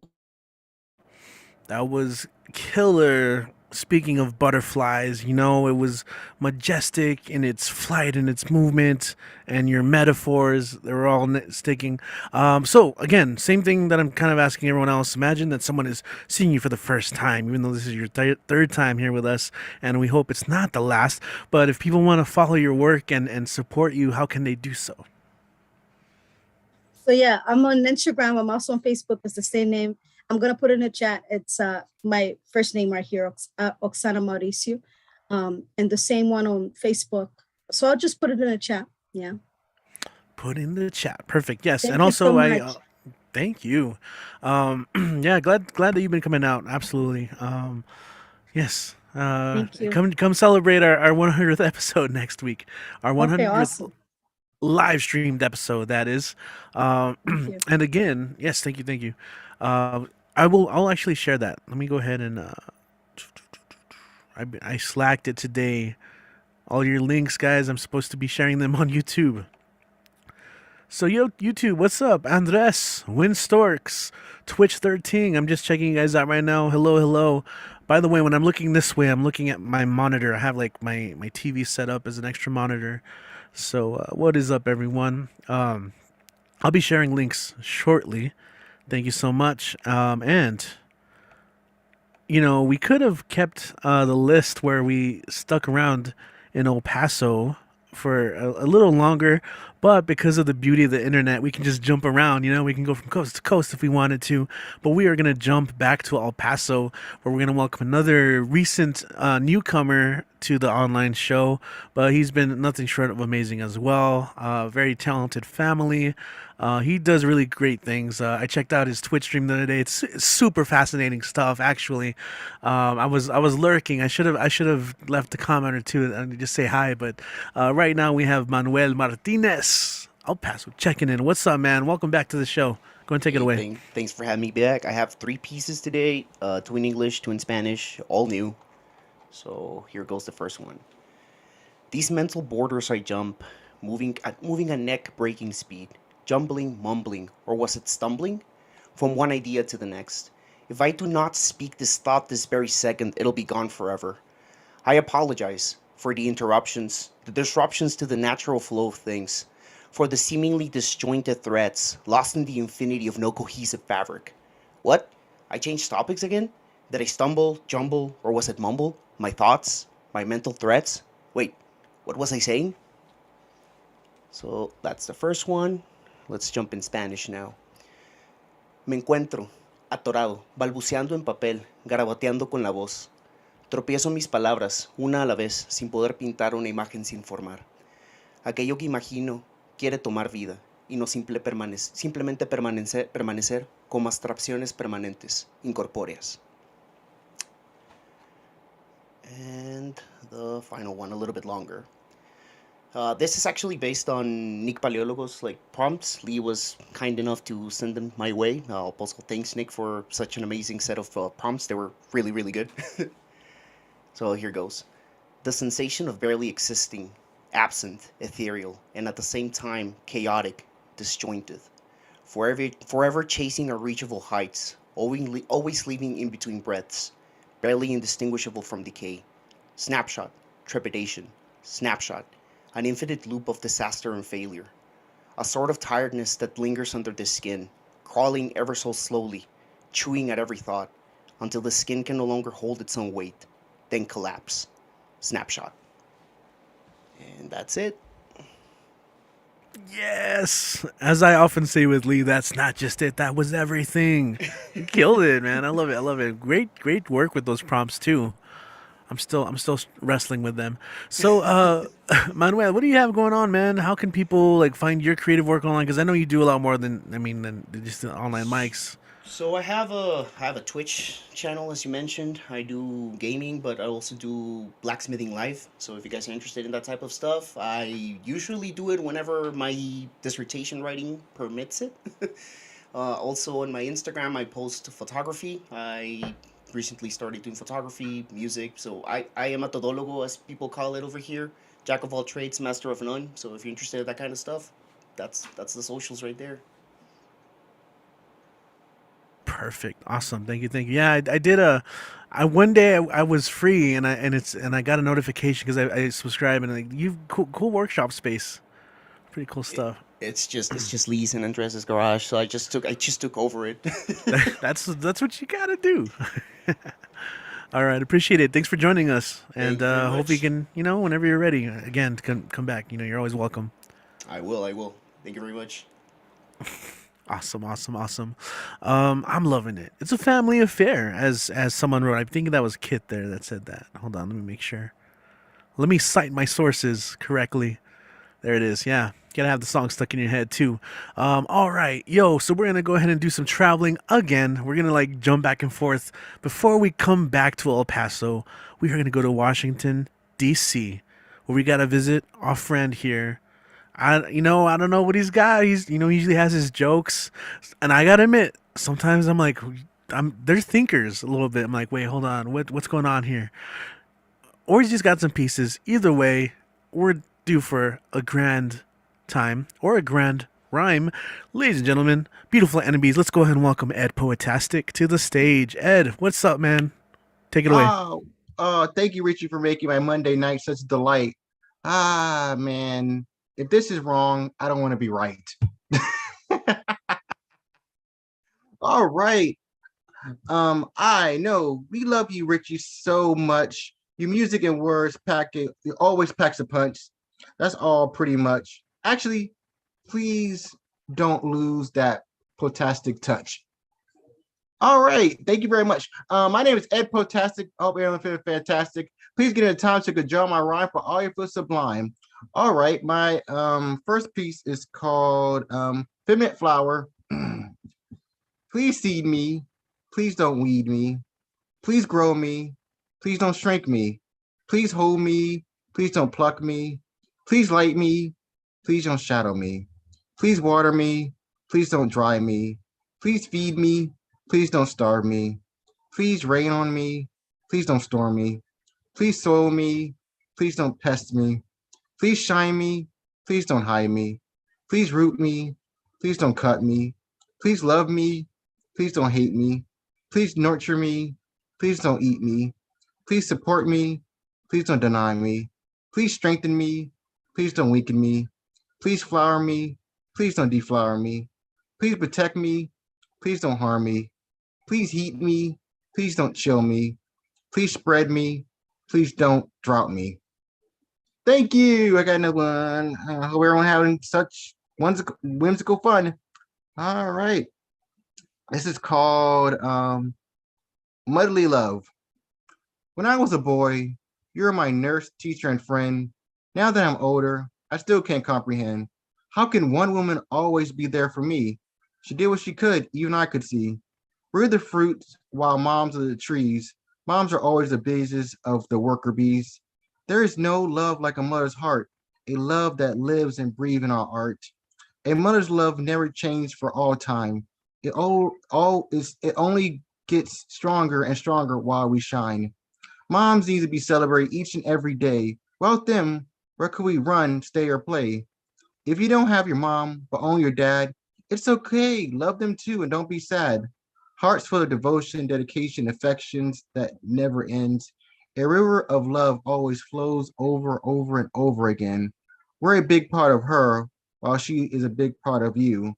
I think that's why we're red and rarely blue. Mom, you're not just my mother, but my dad. You're an experience that any kid could ever had. Moms, thank you for not stopping loving us. Don't worry, all this love isn't going to make us bust. Moms, there are no easy words for how much we love you. Hope these words resonate and stick inside you like glue. Thank you. I got one more story for an encore. All right. This is called Sun Goddess. There she was, bronze, golden, and shines like silver, while my curiosity gets bigger, bigger, and bigger. Her glow sings melodies in the moonlight. Oh man, her vivid flame dancing with the sunlight. Her glare burns like a million suns. The sight makes my heart turn to a spray gun. Her hair was darker than any black Mustang. Dazzling fireflies comes every time she sang. Her skin was soft, earthy, and clear as a beach. The rain stopped and subsides to hear her preach. My destined, luminous, molten star I adore. Her heart blistering hotter than the earth's core. She danced faster than any hungry bright flame, putting thunder, lightning, and earthquakes to shame. When she sleeps, she sizzles in the heat, while the stars, meteorites, and comets bow to her feet. Her hugs feel warmer than any vivid summer breeze. Thinking about it puts me at ease on my knees. Her kisses burns like an erupting volcano. My murky jungle burns down, down, down below. I still feel her love bites like ashes from cigarette buds. The way she sings, moves, and laughs always fizzles my blood. Thank you. Yo, awesome, Ed. I love that pretty much catchphrase, you know. Thank you. Thank you. Oh man. So, Ed, missed the jokes today, honestly. But what do you have coming up pretty soon that you like to promote? And of course, for people who just want to get more of your and find you online, how can they do that? How can they find you? Sure, but first, come to this open mic. This open mic is such a delight and out of sight. If you please come to share your moonlight or sunlight, please, please, please, please come and just get lost in the whimsical and lyrical and magical lights. But if you want to follow me, please feel free. My Facebook is Eddie Foreman and my IG is Eddie Foreman 92. And remember, if the mic is right, I'll be there to shine my poetic insight. If you send me a question, you can take a guess. The answer is yes. I hope everyone stay healthy, safe, and blessed, and never stop to spew the wonderful words outside your chest. And never stop being and looking your best. Awesome, man. Awesome, awesome. Thank you, Ed. Appreciate you. Appreciate you too, brother. When are you gonna publish? When you got your book coming out? Actually, it's gonna come out really, really soon. And remember, I'm going to it's gonna be rhyme. It's gonna be just rhymes, pure rhymes all the time. It doesn't Hell cost you yeah. nickel, penny, or a dime. There you go. I have to consult that in the future. That's awesome, man. Okay, yo, hold on. I lost my windows. Wait, where are we? Where am I? Who is this? What year is it? Sorry, I distracted myself. I get distracted very easily. Um, all right, yo, sending love to Washington D.C. and Ed, poetastic, always fantastic. All right, yo, we're gonna get back to El Paso. We've got some pros with music and hopefully some bonus music. Many of you have heard her before. And if you follow us on Instagram, you got to tune in and see see her perform live on our live stream. But she's here, right? Is she? Christine Ponce Diaz, CPD, at the place to be. Christine, on the scene. Christine. Hi, everybody. How you doing? Hi, good. How are you guys? Excellent. So you got some new shit you want to share? Yeah. So I want to preface it a little bit and just explain what it is, because it might sound a little, I don't know. I just want to explain it. So it's a letter. So I've been on this whole thing of codependency, right? And writing a lot about what my experience with it and learning about it. And this one, I was reading more about it today. And so this is a letter to my codependency. And it's a different approach because I've written a lot of angry letters about, or said a lot of angry things about my codependency, like I don't want it and I want it gone, and kind of like I just thought the new approach would be, what if I tried to understand it, and what if I embraced it as part of me, and what if I loved it like myself? And so that's where where this kind of came from. I just tried to add. The chords are borrowed, so they're from another song. And yeah, I'm gonna put a little bit of music to it. So. You can hear me. Can you hear me okay? Like as I'm speaking and. It's a little hard to tell right now. Go ahead and play, and we'll see. Okay, or just like the audio of me speaking, like just that Yeah, part. maybe if you could, because your voice is already soft, and if you could. Yeah, that's true. I didn't think it was.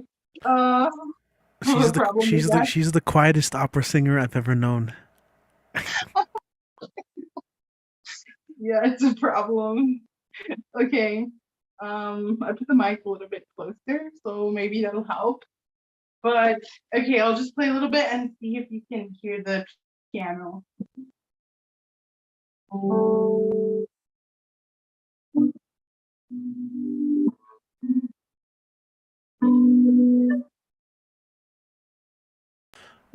It sounds like it is being cut off.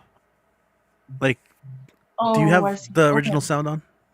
Yeah, maybe not. Let me try. Oh no, I don't think I can change the.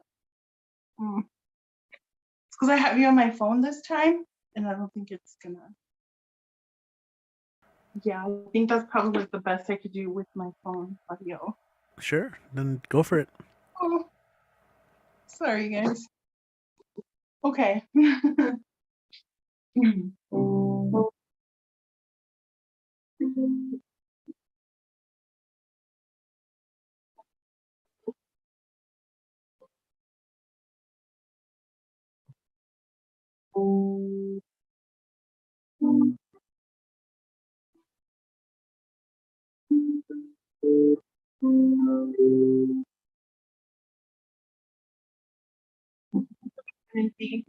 We've known each other for so long.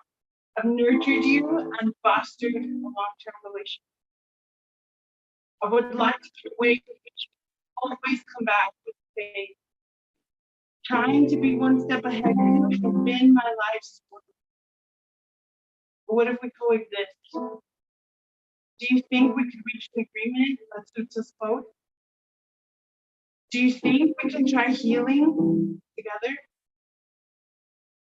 If love is what you seek, I love you. I love you. I love you. I'm sorry I cheated us out of love by accepting pain that is familiar to us. And I'm sorry I accepted worry and fear about the past and forgot somehow to look at how strong we are and how fortunate we are to be where we are in this place. Searching, loving, growing, where we can rest now. Breathe.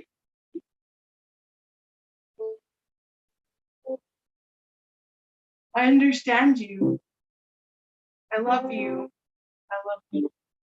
You're free. The truth is we all my love. Rest in my acceptance. Trust my words and believe my actions. I may not always choose the best for us, but I will try and I will strive to do right by you because I love you. Love, I love you. We don't need someone to love us so that we can move forward.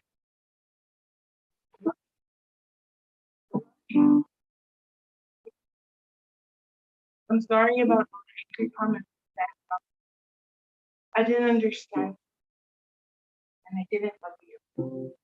Or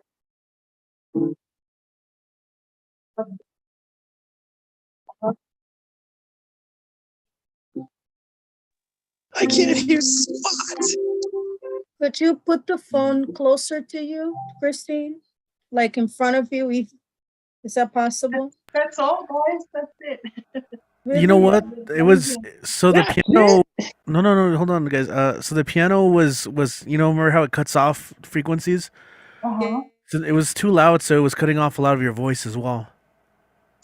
Oh, I see. But the Okay. lines that we did here were good. People were quoting them. So, do you want to maybe just read it without the piano? Yeah. Really, again, Yeah, please? I'll do that. Okay. That'd be cool. I was like, that was it. Yeah, I'll read it. Okay. Dear codependency, we've known each other for so long. Can you hear me okay? Like, Yes, that's better. okay. Dear codependency, we've known each other for so long. I've nurtured you and fostered a long-term relationship with you. I would like to part ways with you, but you always come back with a new face. Trying to be one step ahead of you has been my life's work. But what if we coexist? Do you think we could reach an agreement that suits us both? Do you think we can try healing together? If love is what you seek, I love you. I love you. I love me. I'm sorry I cheated us out of love by accepting the pain that is familiar to us. I'm sorry I accepted worry and fear about the past and future and forgot somehow to look at how strong we are and how fortunate we are to be where we are in this present moment. Healing, searching, loving, growing, working, we can rest now. Breathe. I don't blame you. I understand you. I love you. I love me. You're free. The truth is, we always were. Remember my love. Rest in my acceptance. Trust my words and believe my actions. I may not always choose the best for us, but I will always try, and I will strive to do right by you because I love you. I love you. I love me. We don't need someone to love us so we can believe that we're worthy of it. I love you. I love you. I love me. I'm sorry about all the angry comments I said about you. I didn't understand you and I didn't love you or me. I love you. I love you. I love me.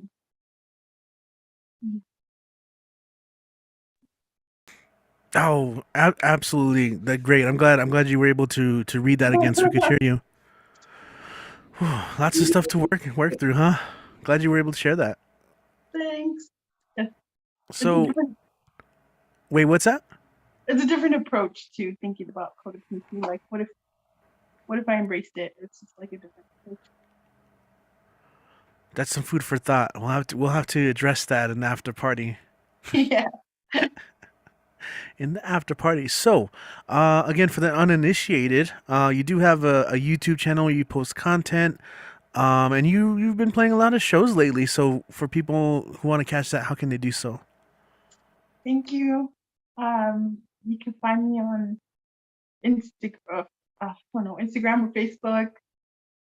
Facebook, Christine Ponce Diaz, or Instagram, Christine_CPD. Sippity doodah. All day, every day. CPD day. Cool.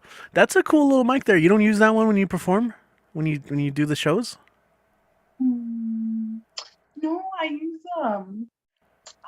use another Shure mic. This is like a little Shure mic, but I use this like for online classes or online things. And then the other one that I use for performances, it's just like it's like a, I don't know. It's Yeah, a I meant for condenser. online. Yeah. Oh, I see. Yeah. Sorry. Cool. No, it looks cool. I was curious. I'm like, you never use that. Yeah, I use this one. Oh, that would pick up the piano pretty well, probably. But I did. I had it connected, but it just didn't work. I think it's because it's my phone, and my phone, the settings are weird. well, I mean, it's the same settings. I actually connected to my phone as well, just to kind of look at the format. Yeah, but it's okay. It's all good. It was amazing. Thank you for sharing that piece. Very, very vulnerable and heartfelt, and that's what we always appreciate about you, getting to share that stuff. So, I did off suggest the possibility of you wanting to play more songs, but maybe towards the end, if you want to revisit that, I'm gonna look at the settings and see if we can find how to fix the sound stuff. But for now, we'll go and continue on with the show. And yeah, Christine, stick around for sure. Thank All right. you. Thank you. I'm so sorry, guys. That was the part of the show where it became like a part podcast, and we were just chopping it up. Anyway, yo, I'm on a other angle too right now in the Zoom call. It's actually a very unflattering one. I have no idea why I have that there like that. Um, okay, so what is up, YouTube? Thank you again, and always for people who are in the chat right now. Love to you guys, and if you're watching in the future, again, just leave a little comment. What have you enjoyed so far? We're gonna continue with the open mic. Let's see. Did I skip anyone? I don't think I skipped anyone. Let me look. Let me look. No, I don't think so. Okay, so because I have Tesosomok up next, and I forgot to give you the warning, the heads up, but it looks like he's ready. He's got his guitar as always. He's got some poetry and guitar music to share. He's got some, as always, some great things as well going on. You know, I was talking earlier about the kind of things people are doing with their content. This Somok is always leading the way in unique videos as well, and putting them on YouTube, bringing in his guitar and doing some cool videos. So I'll go ahead and just toss it over to you. As always, you know, when Tez is up, we like to call it a Tez talk, or let people know that class is going to be in session. This Somok, go and take it away, man. How are you today? I'm good, sir. Thank you. Thank you for the introduction. And I think you saw the last video I did, the Villa Coroleva one. That turned out pretty good, I think. People can check it out. It's on my Brown, um, Brown Buffalo Bluesman on YouTube, and also on Instagram under Gaseous 2019. And then I got a couple of. I did the final proof of Donna Snyder's book, and it's got seven graphics that I generated. It looks really good, actually. They really highlight the work that she did, and I'm really excited about that part of it. It's a different aspect of my work there. So let's jump into. I have a short piece, and then I can do one or two songs depending on your tolerance level. All right, so this is titled Coyotes Narky Autarky. Fade in, exterior scary forest, night. It's dark and stormy, the landscape is powdered with snow, and all the animals shelter wherever possible. Raven in his iridescent sheen straddles a pine branch, avoiding the slippery frozen resin. The solitary creature bemused by the happenings on the ground.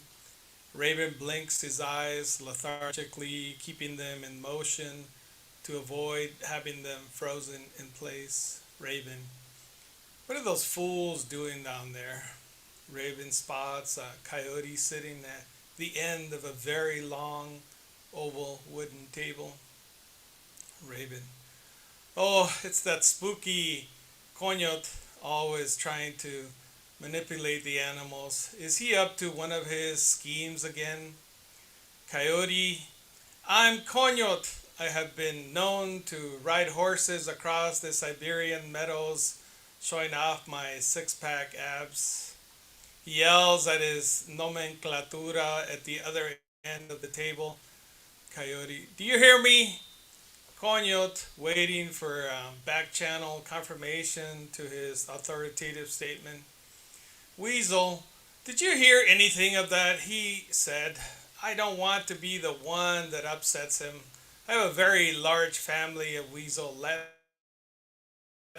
and an extended weasel plant pack, Rattlesnake. I'm sticking low to the ground and rolling up and sticking my head between my coils. All he will see is my rattle shaking and exuberant optimism. Weasel, you coward. Weasel frowns at Rattlesnake with frustration, concerned over any retribution from their paranoid leader, Coño. Again, a squelch voice is heard from across the very long oval table, Coño, demanding a sycophant affirmation, Weasel. Ut verditel ni, ut verditel ni, ut verditel ni, coñot, affirmative, affirmative, rattlesnake, mimics and shakes his rattle. Coñot, satisfied with the sycophant affirmation, lifts his somber Chekhovian stoic facial expression, squelches across the big oval table to his nomenclatura, Coyot. I'm your fearless, bearish leader, Coñot. To my fellow Donetsk and Luhansk regions, we want to welcome you back into the Coñot pack, back into the Rostov-on-Don region. Rattlesnake. What did he say? I can't hear anything. It sounds like a snoring bear in hibernation. Weasel. Oh, pay attention, you dim-witted reptile. Keep grinning. He's not looking at us right now. Keep acting like this is the universal truth being revealed. Rattlesnake. Oh hell, I'm going to stick this rattle against the leg of this very long oval table and see if I can pick up something about the squelch. Coyote. Those Yukis are an illegitimate country that exists on land that's historically and rightfully mine. Yukis actually never had stable tradition of real animalhood. Eagle hands a report to the nomenclatura and Weasel takes it and gasps at the facts he's getting in the report. Weasel. Rattlesnake. Do you know what this means? Rattlesnake. No, what? Weasel. The world is starting to boycott us for reclaiming what is historically ours. Rattlesnake. Why do you worry? Our bearish leader has already factored that. We have so much oil and we are so full of gas. We can outlive any foreign embargoes they throw at this great motherland.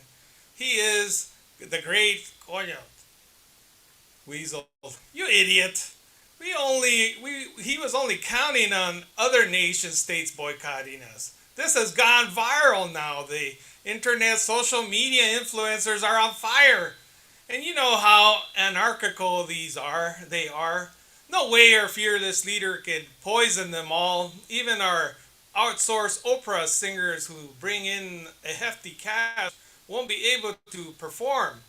The industries have done away with their invisible hand of selfish, individualistic self-interest, and they have stopped doing business with us. Do you understand? We are going to implode and turn into the pariah nation like Japan after they captured Guam and Saipan. Rattlesnake. Well, you better get over there and tell him to stop the steal. Oh, no, I mean stop the autarky. How are the right-wingers going to continue to fund their big lie without our gas money? Weasel. Are you kidding? I'm not the one who is going to suffer the wrath of the coñot. He's just going to label this autarky as fake news. Rattlesnake. So, who's going to be the one to who's going to be put in jail for that? Stop pushing. I'm not going to go tell him. And peace. Excellent. How was that? Like it. I like it. I think that's the really fascinating instrument from a literature perspective is that kind of like Gene Roddenberry's Star Trek. It allows you kind of be able to tell stories that I don't think you normally would be able to tell without without such an instrument, you know. And I think that's a really fascinating from like an indigenous perspective. There's a kind of a piece that I'm working about, you know, whether the ego is in psychology, whether the ego is on the outside or is on the inside. I think these kinds of stories are really representative of that ability of projecting that kind of narcissism outside and moving it from an internal perspective. But that'll be another write-up. We'll leave that for another occasions. So I'm gonna switch over to music. Dig it. All right.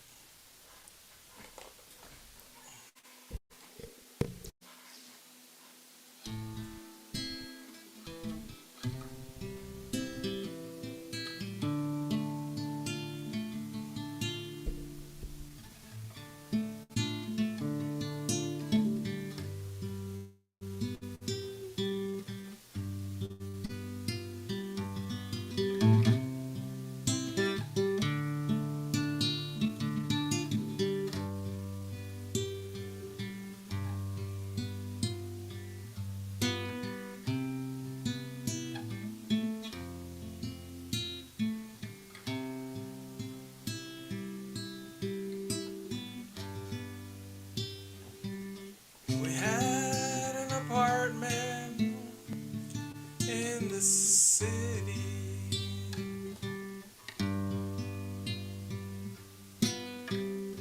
Me and Loretta like living there.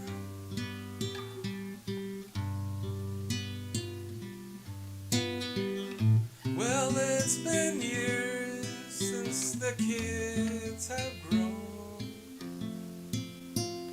a life of their own and left us alone.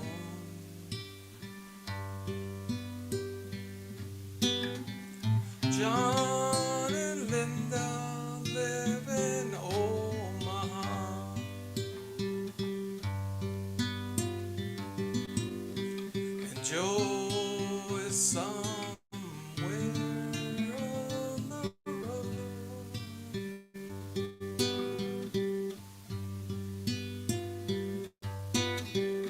We lost Davy in the Korean War, and still don't know what it was for. It don't matter anymore.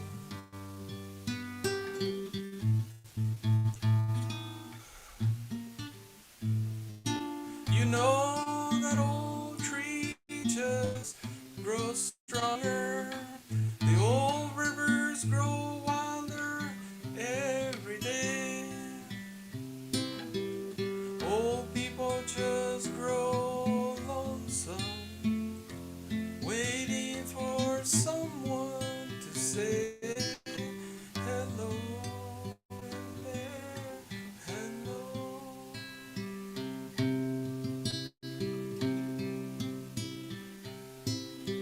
We've had an apartment in the city.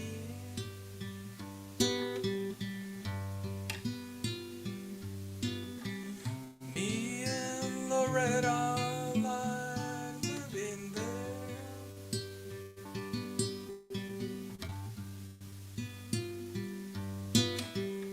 Well, it's been years since the kids have grown a life of their own and left us alone.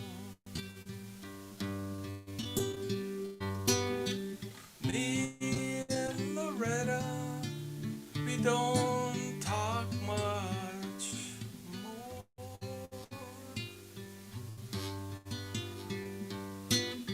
She sits and stares through the back door screen, and all the news repeats itself like forgotten dream that we both seen. Someday I'll go and call up Rudy. We work together at the factory.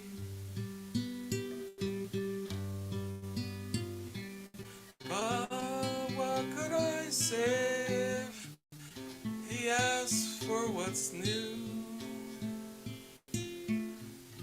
Nothing, what's with you? Nothing much more to do.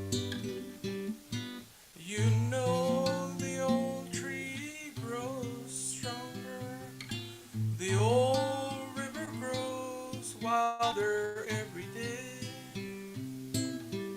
Old people just grow lonesome, waiting for someone to say hello. In their hello. So if you're walking down the street sometime and spot some hollow ancient eye, please don't just pass them by and stare as if you didn't care. Say hello in there. Hello.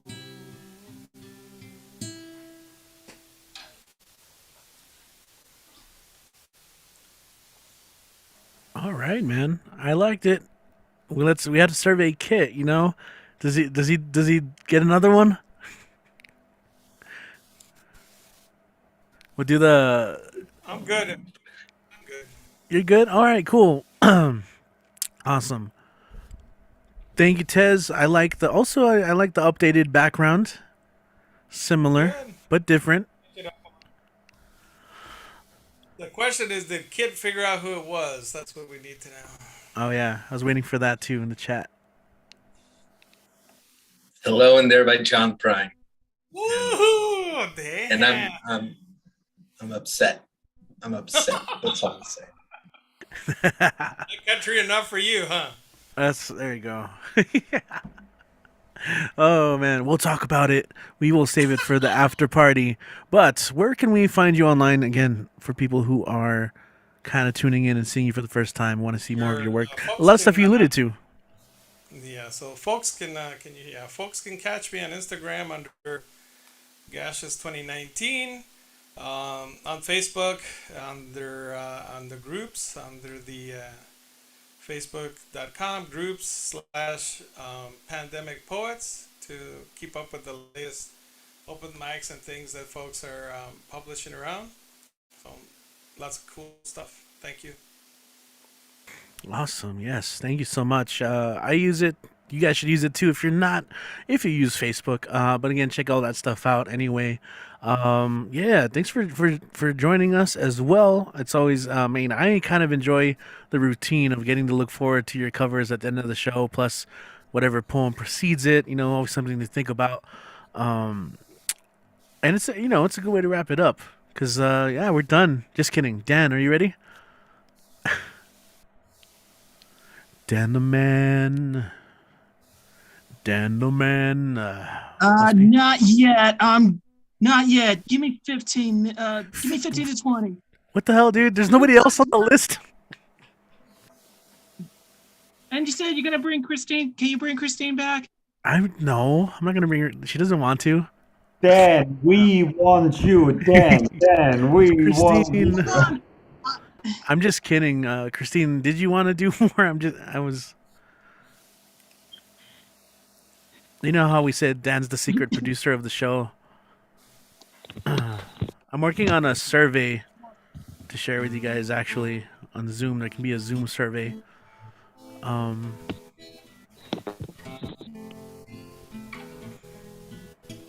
We will not be held hostage tonight. I kind of want to keep this going because I have a survey I'm going to post right now for you guys on the chat, but Okay. All right. Okay, I just need to finish this one. Hold on. Is it another birthday poem? Yeah. Based on the previous poem that you're going to read right before it? Yeah. Shall we in that great night rejoice? Oh, this is cool. We get a look into the process, pretty much. Is that what we're doing? You? I'm gonna mute you. Yeah, go ahead. Thank Yeah, you. you could mute yourself, but okay. Go mute yourself. That's the shirt we need to make. Go mute yourself. Right? It'd be kind of cool, right? I can share a couple of pieces. Nick's newest one always reminds me of this one called Pragmatist Guide to Faith. So I need to look it up. But I have poems not showing up here. Give me a second. Give me a second. Give me a second. Oh no.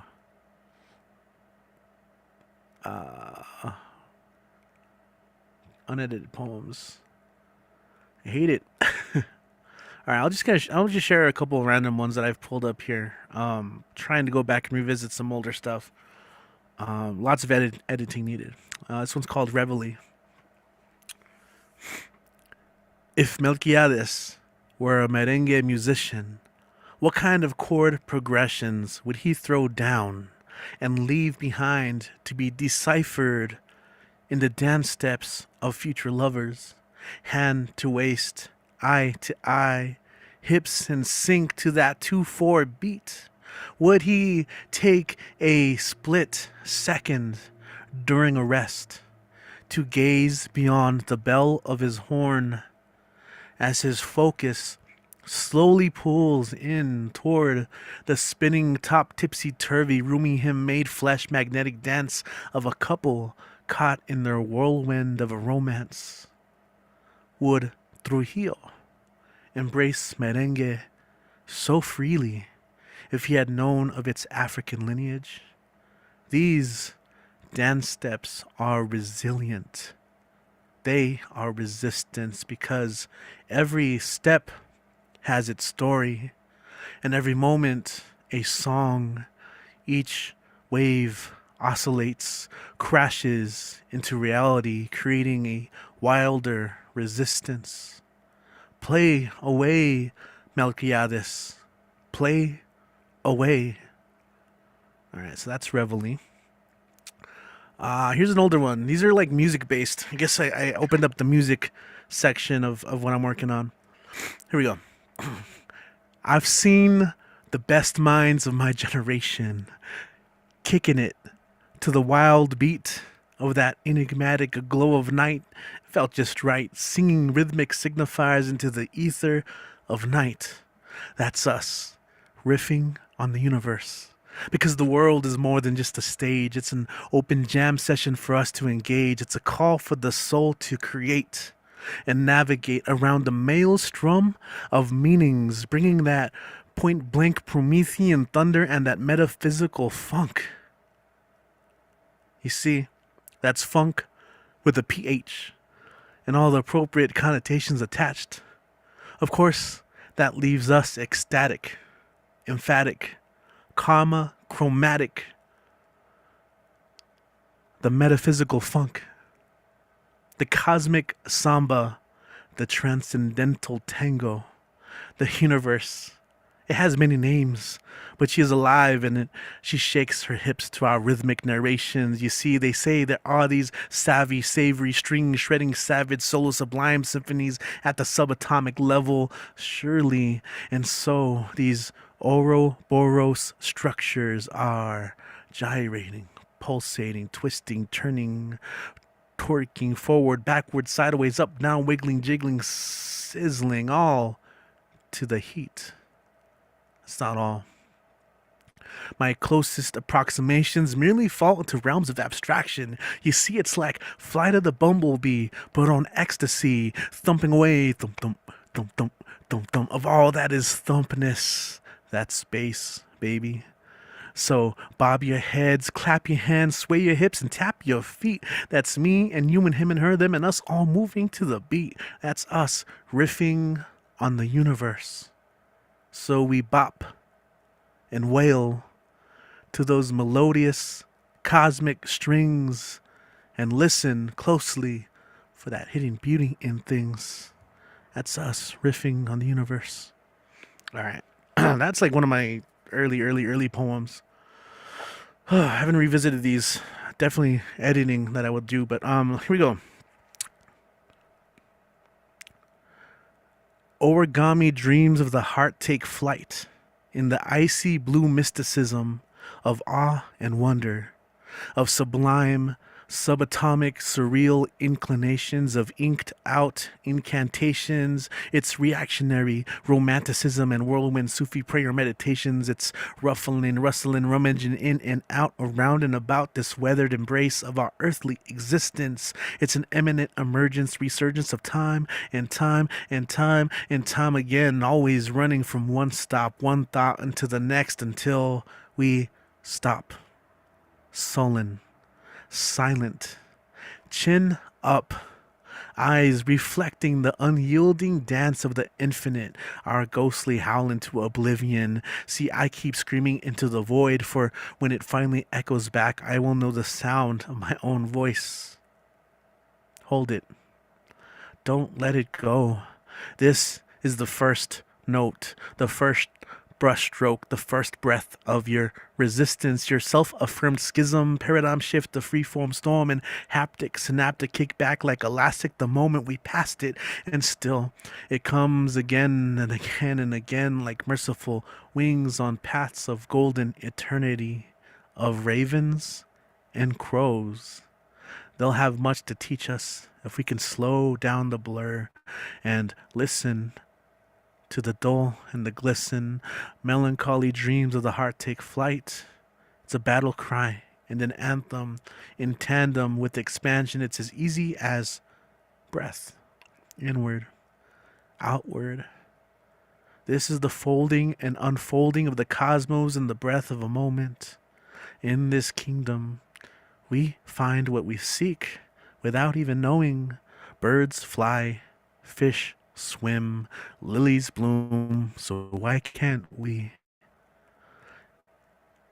And in that song, Destiny Looms, we stop, sullen, silent, chin up. Eyes reflecting the unyielding dance of infinite. Midnight howl empowers, emboldens, eyes close. Deep breath, the fine line between skin and air dissolves, and we radiate in tune with the moon. All right. Cool. Those were just on the random sheet that I opened up. How you doing, Dan? You ready? No? Still need 20 minutes? Okay, cool. Let's see what I have. Let me find my 20-minute poem. Just kidding. Not yet. Oh, I'm gonna need 10 minutes. Okay. I knew it. I knew it. Can we table your 10 minutes to next week instead then? I know. We're just gonna have to attach it to the next one. Okay. I did say I was gonna share this one. Preamble to poem. Okay, hold on a second. Yo, this is stalling is what it's called. This is one of my favorite poems to do a cover of. It's called Pragmatist Guide to Faith. I did actually mention it at the beginning. Kyle Tran-Mir. All right, just read it. This is the art of drawing breath, of making visible what has been invisible. This is a pragmatist guide to faith. This is singing when you don't know how to pray. Welcome to this space. Know that you are not welcome here. We are all trespassers. We are not welcome here. This universe would like nothing more than for you to not exist. And the proof is in the history you live. Tell me this. What are the odds that this planet would appear in just the right place with the right atmosphere and geology? What are the odds that life would suddenly spark in the darkness from the carcass of this planet to a colony? What are the odds that this anomaly would spread? What are the odds it would survive and stay ahead of volcanic eruptions, meteorites, and earthquakes? The first drum, first beat, first rhythm, first break, first time the notes broke to form a system. You could hear the first melody, the first multi-celled organism. What are the odds? The first location to harbor life would meet another, maybe fight or maybe harmonize. But either way, it would evolve. So what are the odds it would evolve to walk and not crawl, to fly but not fall, to survive every single mass extinction? What are the odds of your existence? How many generations did it take to make you? How many plagues, wars, and massacres conspired to uproot your family tree and salt the earth around it? How many ancestors carried your fire? How many farmers made it through the famine? How many runaway slaves got away? How many soldiers conscripted, deserted? How many times did that chain almost break? How did your great great grandparents meet? What was the song playing when you were conceived? Is it inconceivable the happenstance inherent in this life you have inherited? Some see the elegant complexity of bodies, of the natural beauty of the planet, and they say it's godly. There's got to be divine intelligence behind it all because the odds that you would make it on your own are so small. But me, I see millennia trying to murder you. I see 1,000 generations of pain and fear. I see struggle inscribed in your skeleton. And I see you still here. Ancestor armor, star-crossed survivor, an unwelcome guest in a hostile environment. Defiance is your birthright. Fire from the first time you drew breath. A smile on your face. Welcome to this space. Know that you are not welcome here. We are trespassers. We are not welcome here. So if our drawing breath is blasphemy, sin, or treason, let's keep drawing breath until there's nothing left to breathe in. We are the codes that our ancestors speak in. It's a fun one to read. I should have prepared more poems. Damn. All right, one more, and then we're gonna call Dan up. And if he's not ready, I'm just gonna end the live stream. All right, this one's called Show Don't Tell. Let poetry be poetry. I explain to a room full of students unaware of their own potential. It's a torrential discourse on the source and divorce of common sense from education. The source which pours through seams of dreams left in shambles. These children who've become adults, let's call them left behind. Come on in if you're willing to listen. We won't have to tell the world the moon is shining when we can guide them through the glint of light on broken glass. In the lunchroom, students come and go, speaking of who you have to know, who you have to know. Clumsy guitar chords strummed in a chord in the air slide and transforms into magical Louis Bonfa melodies in the hazy red-eye underbelly of my distant reality. Just in time to see the futility and eternity. Whatever happened to a time when knowledge was power, when books were passports to the uncharted territories of passion and the imagination, to send the sensation of unsent incendiary letters into the better but unbent deflector sector of not so silent specters. Because this is the kind of stuff that haunts you. When people tend to look a lot more like shadows than they do people. It's feeble. Still, here we are. See, there's a glimmer.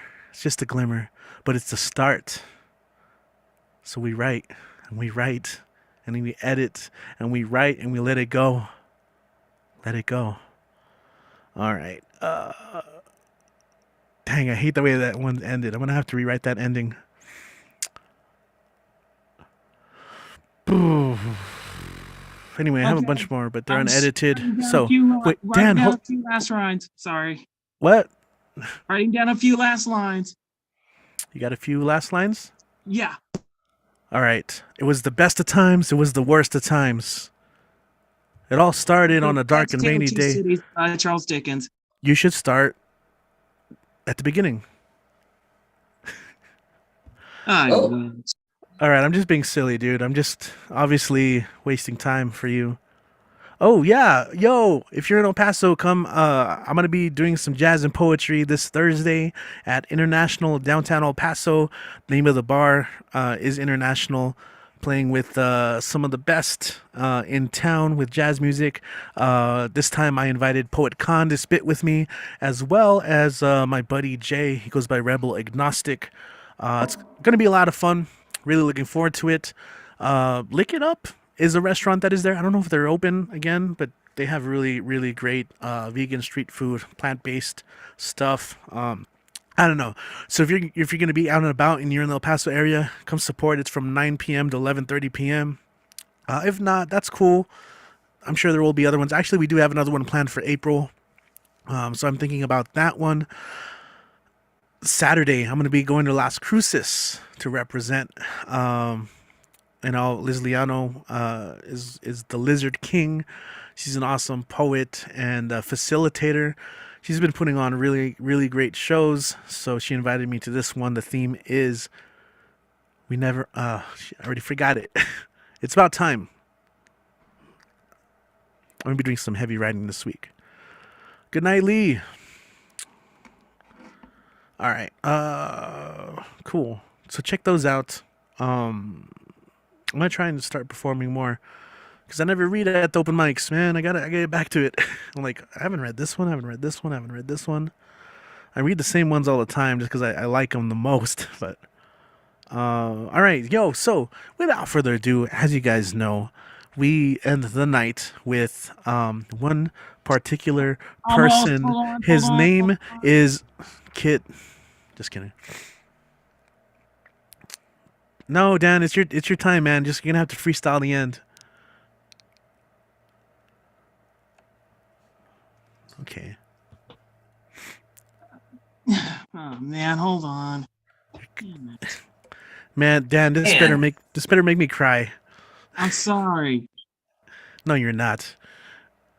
I'm sorry. It's because, yeah, this computer is slowing me down, and I don't know what in the hell's going on. Just throw it out the window, man. Me either. Just throw it out the window. Okay. So, I think I could try to freestyle. You're good at it. You're good at it, man. Freestyle. Hold on. You should do it. Do it. Do it.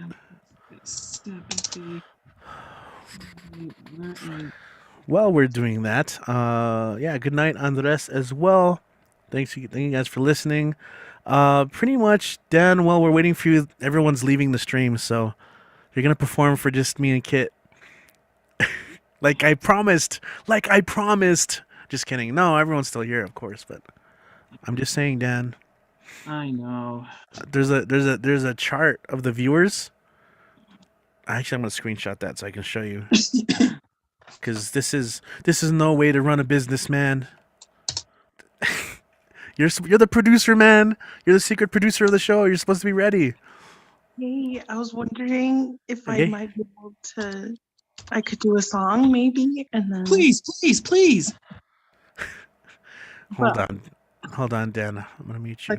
I would need like a couple minutes to set up my laptop. I don't know if that's okay. If You should totally do it.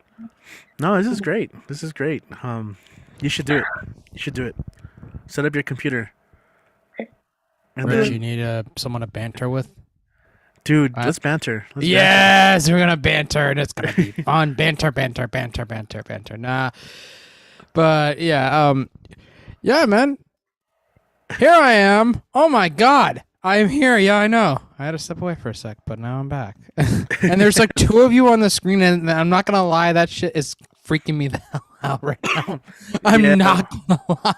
One's more attractive than the other. No, it's not even not that. by much. It's just like I'm seeing Duel, and it's like, oh my God, the movements are the same and everything. I'm like, will the real Richie Marufo please stand up? Please stand up. I love this. Oh man.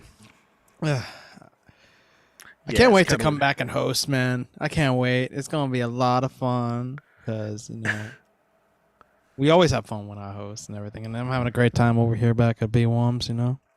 It's always a lot of fun, man. Yeah, it sounds like towards the end of April. I know that for those listening in, it is. If you're not familiar, April is traditionally Poetry Month, and so even though there's already a lot of events, I just feel it's probably going to double up. It's always usually my busiest schedule, just because I get to go visit schools and stuff and do presentations and lectures, workshops. It's like more of them, so I'm excited to see what everyone's going to be doing in April. We'll definitely share that. I was also asking if people wanted to try 30 for 30. Hey, Nico Silva. He's got a cool birthday stuff planned. Oh, really? Yeah. That's awesome. My birthday's not like for another 6 months, so I don't got anything planned for that as of yet. Although there is like a big festival going on in like Delaware, so like I'm like kind of like, yeah, I'm kind of all about that and everything, you know. The Delaware Fest. It's called Firefly. It's a lot of fun. Nice. I hadn't heard of it. It's like pretty awesome.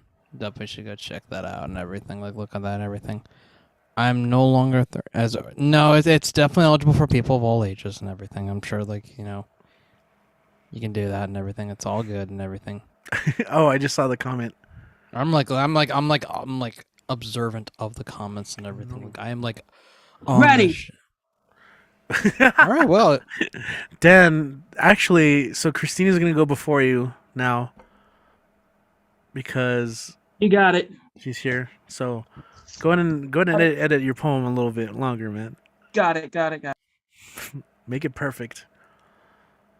That's all we want of you. That's it. Bare minimum. Perfection. Okay? All right. Let me proofread, double check everything. Absolutely. Mr. Tsuzumoke, are you still there by any chance? Christine. Can you I was gonna ask, can you play while I read the poetries for the birthday tribute for Christine, can you play an instrumental guitar sound? Anything instrumental. Sure. You can say no. Okay, I'll let you know. Okay. Thank you, Mr. Qué Tsuzumoke. bonitos ojos tienes debajo de esos cejas. That's a great instrumental. Debajo de esa- You don't need to sing.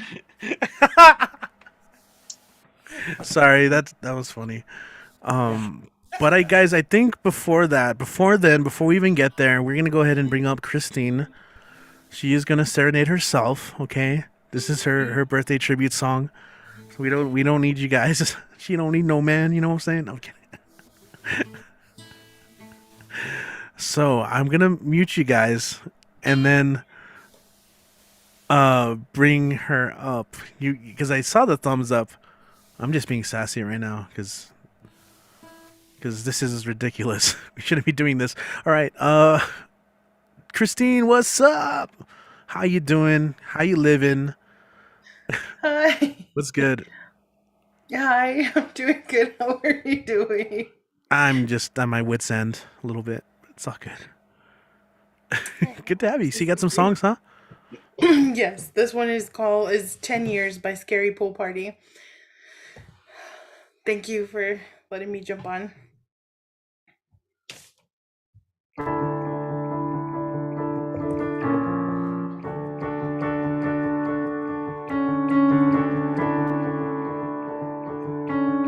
When you are alone, do you think about him waiting by the phone to see if he's called you now?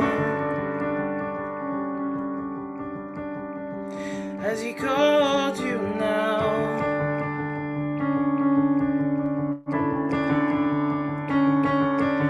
I've been by your side for 10 years and counting, dealing with your lies. Inside I am dying now. I'm dying now.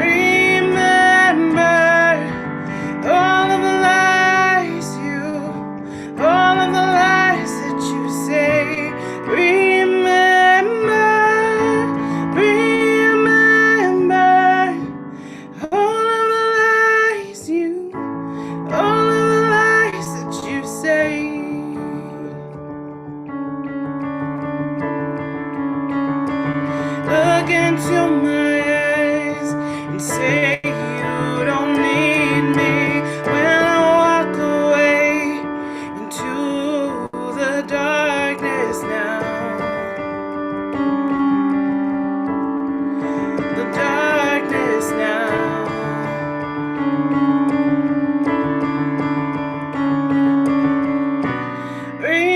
Remember, remember all of the lies to you, all of the lies that you say.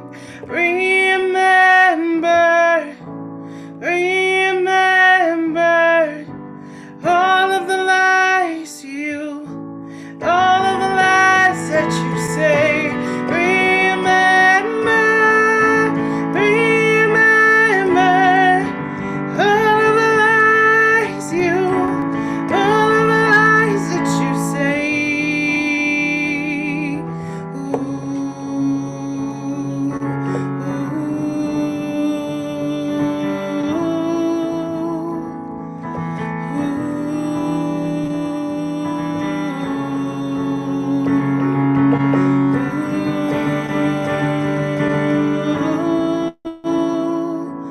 You threw all this away. I'm left in ruin and pain. I can't fix your mistakes. You threw all this away. You threw all this away. I'm left in ruin and pain. I can't fix your mistakes. You threw all this away. You threw all this away. Remember, remember all of the lies you, all of the lies that you say. Remember, remember all of the lies you, all of the lies that you say. Otra, otra, otra. Thank you. Oh my I gosh, speak. thank I speak for everyone. Thank you so much for letting me take up some time and space here. Thank you. You're welcome. That was Scary Pool Party by that was 10 Years by Scary Pool Party.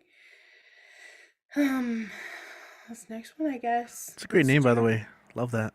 Yeah, I really like the name. It's so interesting.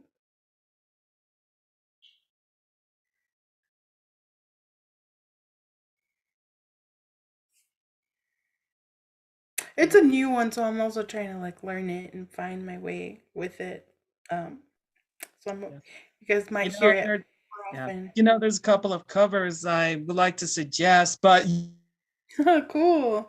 but you'll find out when I hear it.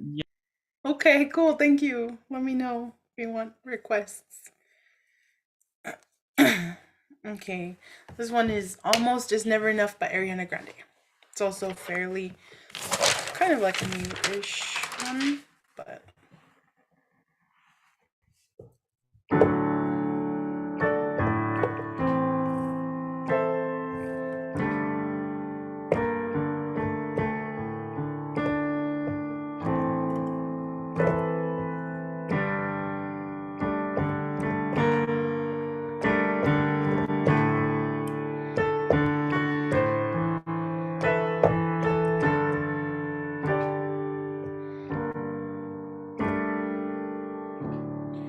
I'd like to say we gave it a try. I'd like to blame it all on life. And maybe we just weren't right, but that's a lie. Yeah, that's a lie. And we can't deny it as much as we want, but in time our feelings will show. 'Cause sooner or later later, we'll wonder why we gave up. The truth is, everyone knows.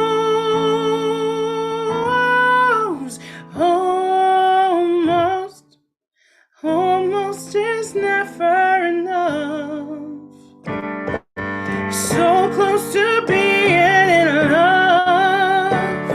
If I would have known that you wanted me the way I wanted you, then maybe we wouldn't be 2 worlds apart, but right here in each other's arms. Yeah, we almost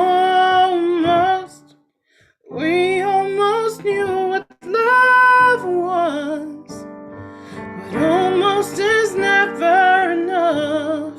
If I could change the world overnight, there'd be no such thing as goodbye. And you'll be standing right where you were, and we'd get the chance we deserve. Try to deny it as much as you want, but in time our feelings will show. 'Cause sooner or later we'll wonder why we gave up. The truth is, everyone knows.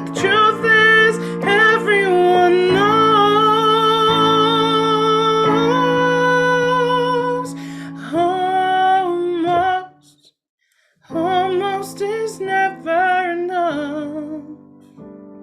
So close to being in love. If I would have known that you wanted me the way I wanted you, maybe we wouldn't be 2 worlds apart, but right here in each other's arms. Yeah, we almost knew what love was, but almost is never enough.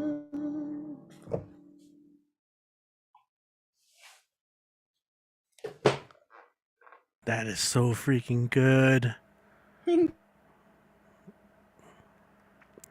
Yes, Christine, thank you for sharing that and for coming through in the clutch. Did you have one more to close out this set? I don't have. It's okay if you don't, by the way. No, I don't. I'm sorry. I can close up the set. By the way, I left a sensory survey. I don't know why. I just opened up a survey and I just started typing in random senses. I'm like, all right, I want to see what people go with. Feel free to use those for poetry fodder. I don't know, whatever images. Put them together, all this shit. I don't know. Some of them are cliche. But let's go ahead and continue. Thank you, Christine. Peace, peace, peace, and love. Love, peace, amazingness, as always. All right, and so the moment you've been waiting for. The fireworks are loaded. The backup dancers are ready. Everyone's stretched properly. All the cameras are pointing in his direction. This is like the Super Bowl halftime show of BWOMS finales. Yes, I said that. Accompanied by Tez on instrumental singing guitar. We have the one, the only, Dan, the man. Dan, take it away. It's all you, man. Click. All right. Okay, Richie, I'm gonna do this first, and then I'm gonna to ask you to reintroduce me. Okay. Okay. Before I start off this, I know tomorrow is International Women's Day. We honor and celebrate the contributions and the afflictions all the women all over the world, especially right here in the U.S., like Susan B. Anthony, to Sandra Day O'Connor, to Kamala Harris, to Cecily Tyson, to Halle Berry, and among other women who made history. Yep. So, yeah, since it's National Women's History Month, but we also tomorrow honor women all over the world, and it's International Women's Day tomorrow. So shout out to all the ladies out there. All right, and now since we're in the month of March, this is a child's calendar by John Updike. March, the sun is nervous as a kite. There we go. March, the sun is nervous as a kite that can't quite keep its own string tight. Some days are fair and some are raw. The timid earth decides to thaw. Shy butlets peep from twigs on trees, and robins joins the chickadees. Pale crosses poke through the ground like noises come to sniff around. The mud smells happy on our shoes. We still wear our mittens, which we lose. And quotes. Yep. The month of March, the third month of the year. A Child's Calendar by John Updike.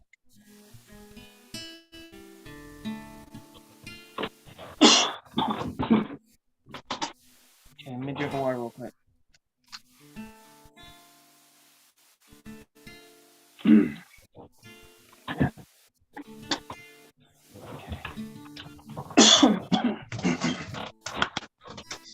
Okay, Richie, go ahead and reintroduce me.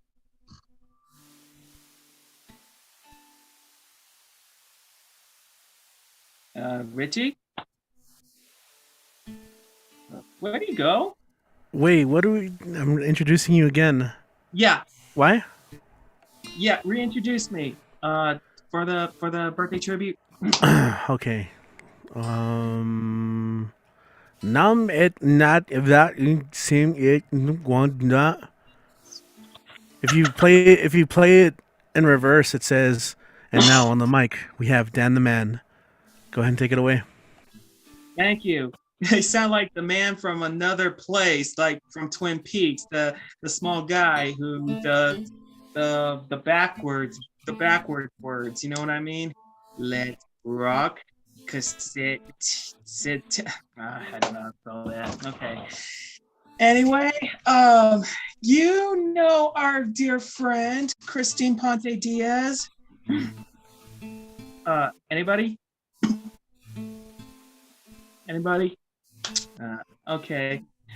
You know, Christine's been in our show, the BWOMS open mic, stay at home, and even though I almost know her for almost 2 years, and then last year we finally met, and I gotta say, yeah, and I gotta say, she plays an amazing piano, an amazing voice song, sounds like a soprano. You know what I mean? Yeah, like I say, that's very nice. That's so beautiful. And with that, I just finished creating a poetry for Christine Ponte Diaz. Well, let me show you the pic.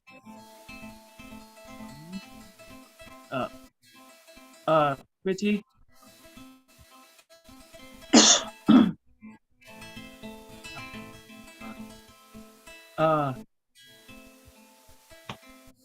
Richie, I'm trying to show a pic here.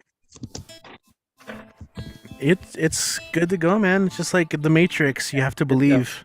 Mm-hmm. There is no spoon. Yeah. Okay. Hang on. Let me Christine.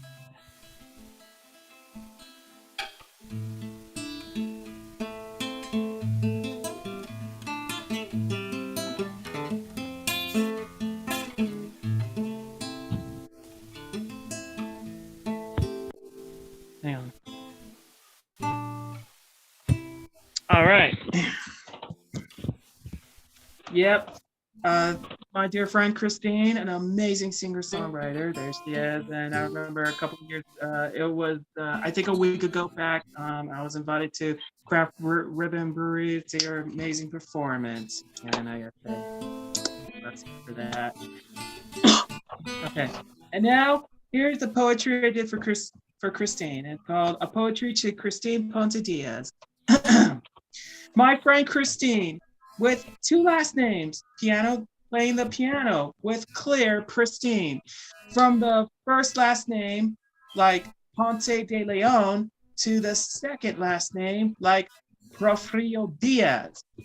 She has the voice of the soprano, like while playing the piano with this, her choice.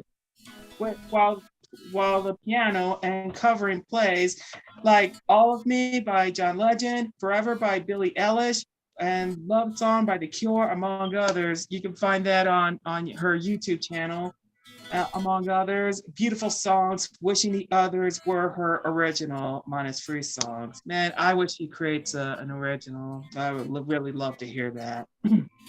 I was thinking she covered like Roxette, two songs like Silver Blue or The Sweet Hello, The Sad Goodbye, or like Maná, Como Diablos, or Labios Compartidos, or Labios Divididos.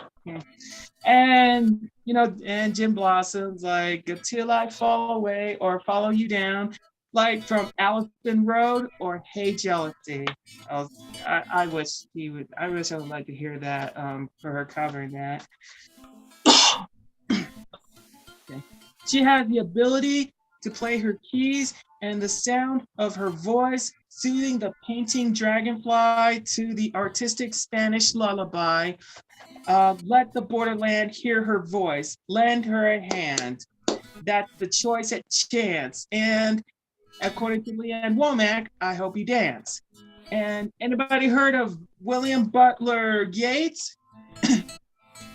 He's the Irish poet. Yeah. There's a poetry verse, you'll find out, hound voice. And I quote, some few half wake and half renew their choice, gift tongue proclaim their hidden main hound voice, end quote. And the man and the echo, oh rocky voice, shall we in that great night rejoice? Yeah, that's two poetries from William Butler Yeats, and according to song lyrics by Bob Dylan, as I went out one morning, and I quote, I told her with my voice. She said, but I don't wish to, said I, but you have no choice. I beg you, sir, she pleaded, end quote. Yeah, that's Bob Dylan. Christine, my friend, you have the sound and the notes. Writing from A to F, the bravest choice. The late winter from the early spring, you sing the sound with beauty profound and astound. Keep up what you do best. Your songs and voice at quest, and long the piano, the swan song and love song, already we know. See you later, Christine, with two last names, Ponce Diaz, playing the piano with Claire Pristine, end quote.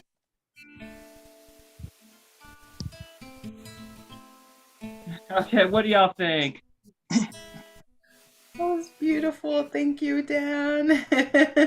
Thank you, Dan. You're welcome. Okay. And finally, this is based on my birthday poems on Facebook. You're gonna like this one. It's called Christine Ponce Diaz. She is the Pisces of the mutable, the aquamarine, meaning affection, desire, and new beginnings, linking to the element. Oh wait, what's the element? Oh damn, I think element. I'm sorry.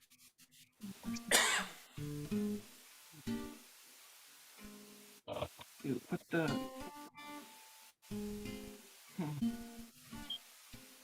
Come on. I'm sorry. Yeah. Water. Sorry. Link it to the element water. Sorry. And the daffodil, also known as love call, of the Amory Lydiaceae. It's because her birthday is on the 13th day of the third month in the year 1985. Born and raised in El Paso strong. From a thriving scholar to her successful rise to fame as a singer, songwriter, piano player, soprano. Yeah, she sounds like a soprano, all right. She embodies a woman full of drive for success. Her favorite color, green. From the birthstone called emerald to a tree that you see at the park or the backyard, mostly forest. Or if you see the green apple, that will be tasty. This this color reminds me of the song "The Grass Is Green" by Nelly Furtado. To uh, to Green Eyes by Coldplay. She symbolizes beauty, sympathy, nature, joyfulness, connotation, imaginative, vivacity, juxtapose, nature, replenishment, diplomacy, drive, creativity, tranquility, keepsakes, complexity, flexibility, faith, portrait, faith, friendship, and family. Christine, my friend, here's to another year of experience. Keep up on what you do best as a piano player, soprano, singer-songwriter. I wish you all the best in your future endeavors. It's all a quest. All right. And hope all is well. End quote. All right. What y'all think? Thank you so much, Dan. That was really beautiful. Thank Very you. welcome. Okay. Okay, just to let you know, the 35th birthday tribute to Christine Ponce Diaz this Sunday. And yeah, I'm gonna have to lose an hour because I gotta get a head start because it's daylight saving time starts. I still wish I was in Arizona for daylight saving time, if you know what I mean. Okay. All right.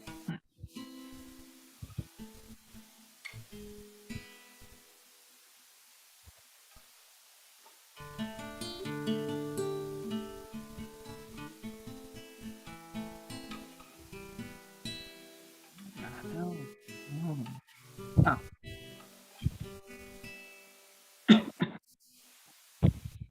All right, here it is.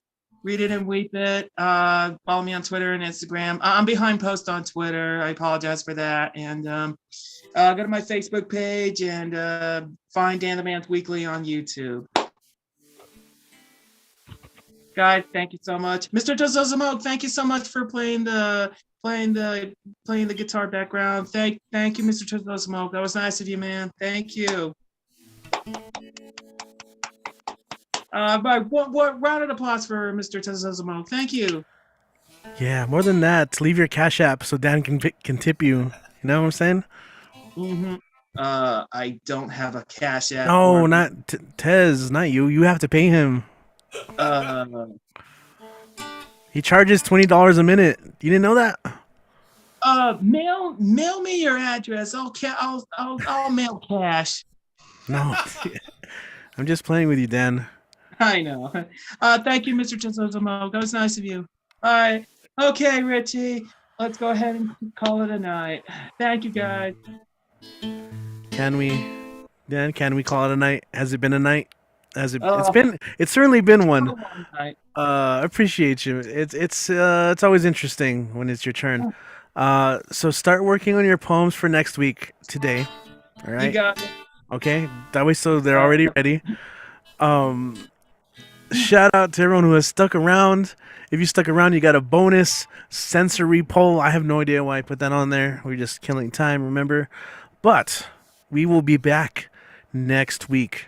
100th episode. Kit Ren at the helm. I'll be here as well, co-hosting, helping out with some of the behind-the-scenes stuff. So be on the lookout for that sign-up sheet to go online. Hopefully by Friday or Saturday. I'm going to try and be early this time. Be on the lookout for promo.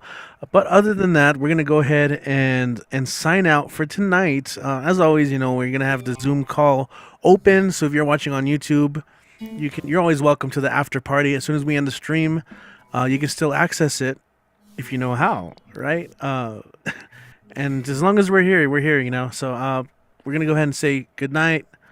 Peace. Hopefully you guys enjoyed the show. once again, if you tune in at a random time, hopefully you have a chance to check out other performers. If you do check in like a couple weeks from now, I'm pretty sure this will be time-stamped. Check out the timestamps that Kit left behind, and just go through the performers. Hit them up, and definitely follow them online. Check out their work. I'm gonna go ahead and say bye, and also, yeah, that's it, because I noticed that there's a really long delay from not really a long delay. Whenever I end the stream, it cuts off like a whole minute before. It's super crazy. But anyway, I'm just talking now. I'm rambling. It's been that kind of night. It's past my bedtime. I turned into a pumpkin. This is all digital right now. All this, it's green screen magic. I'm really a pumpkin right now, a talking pumpkin. All right. Good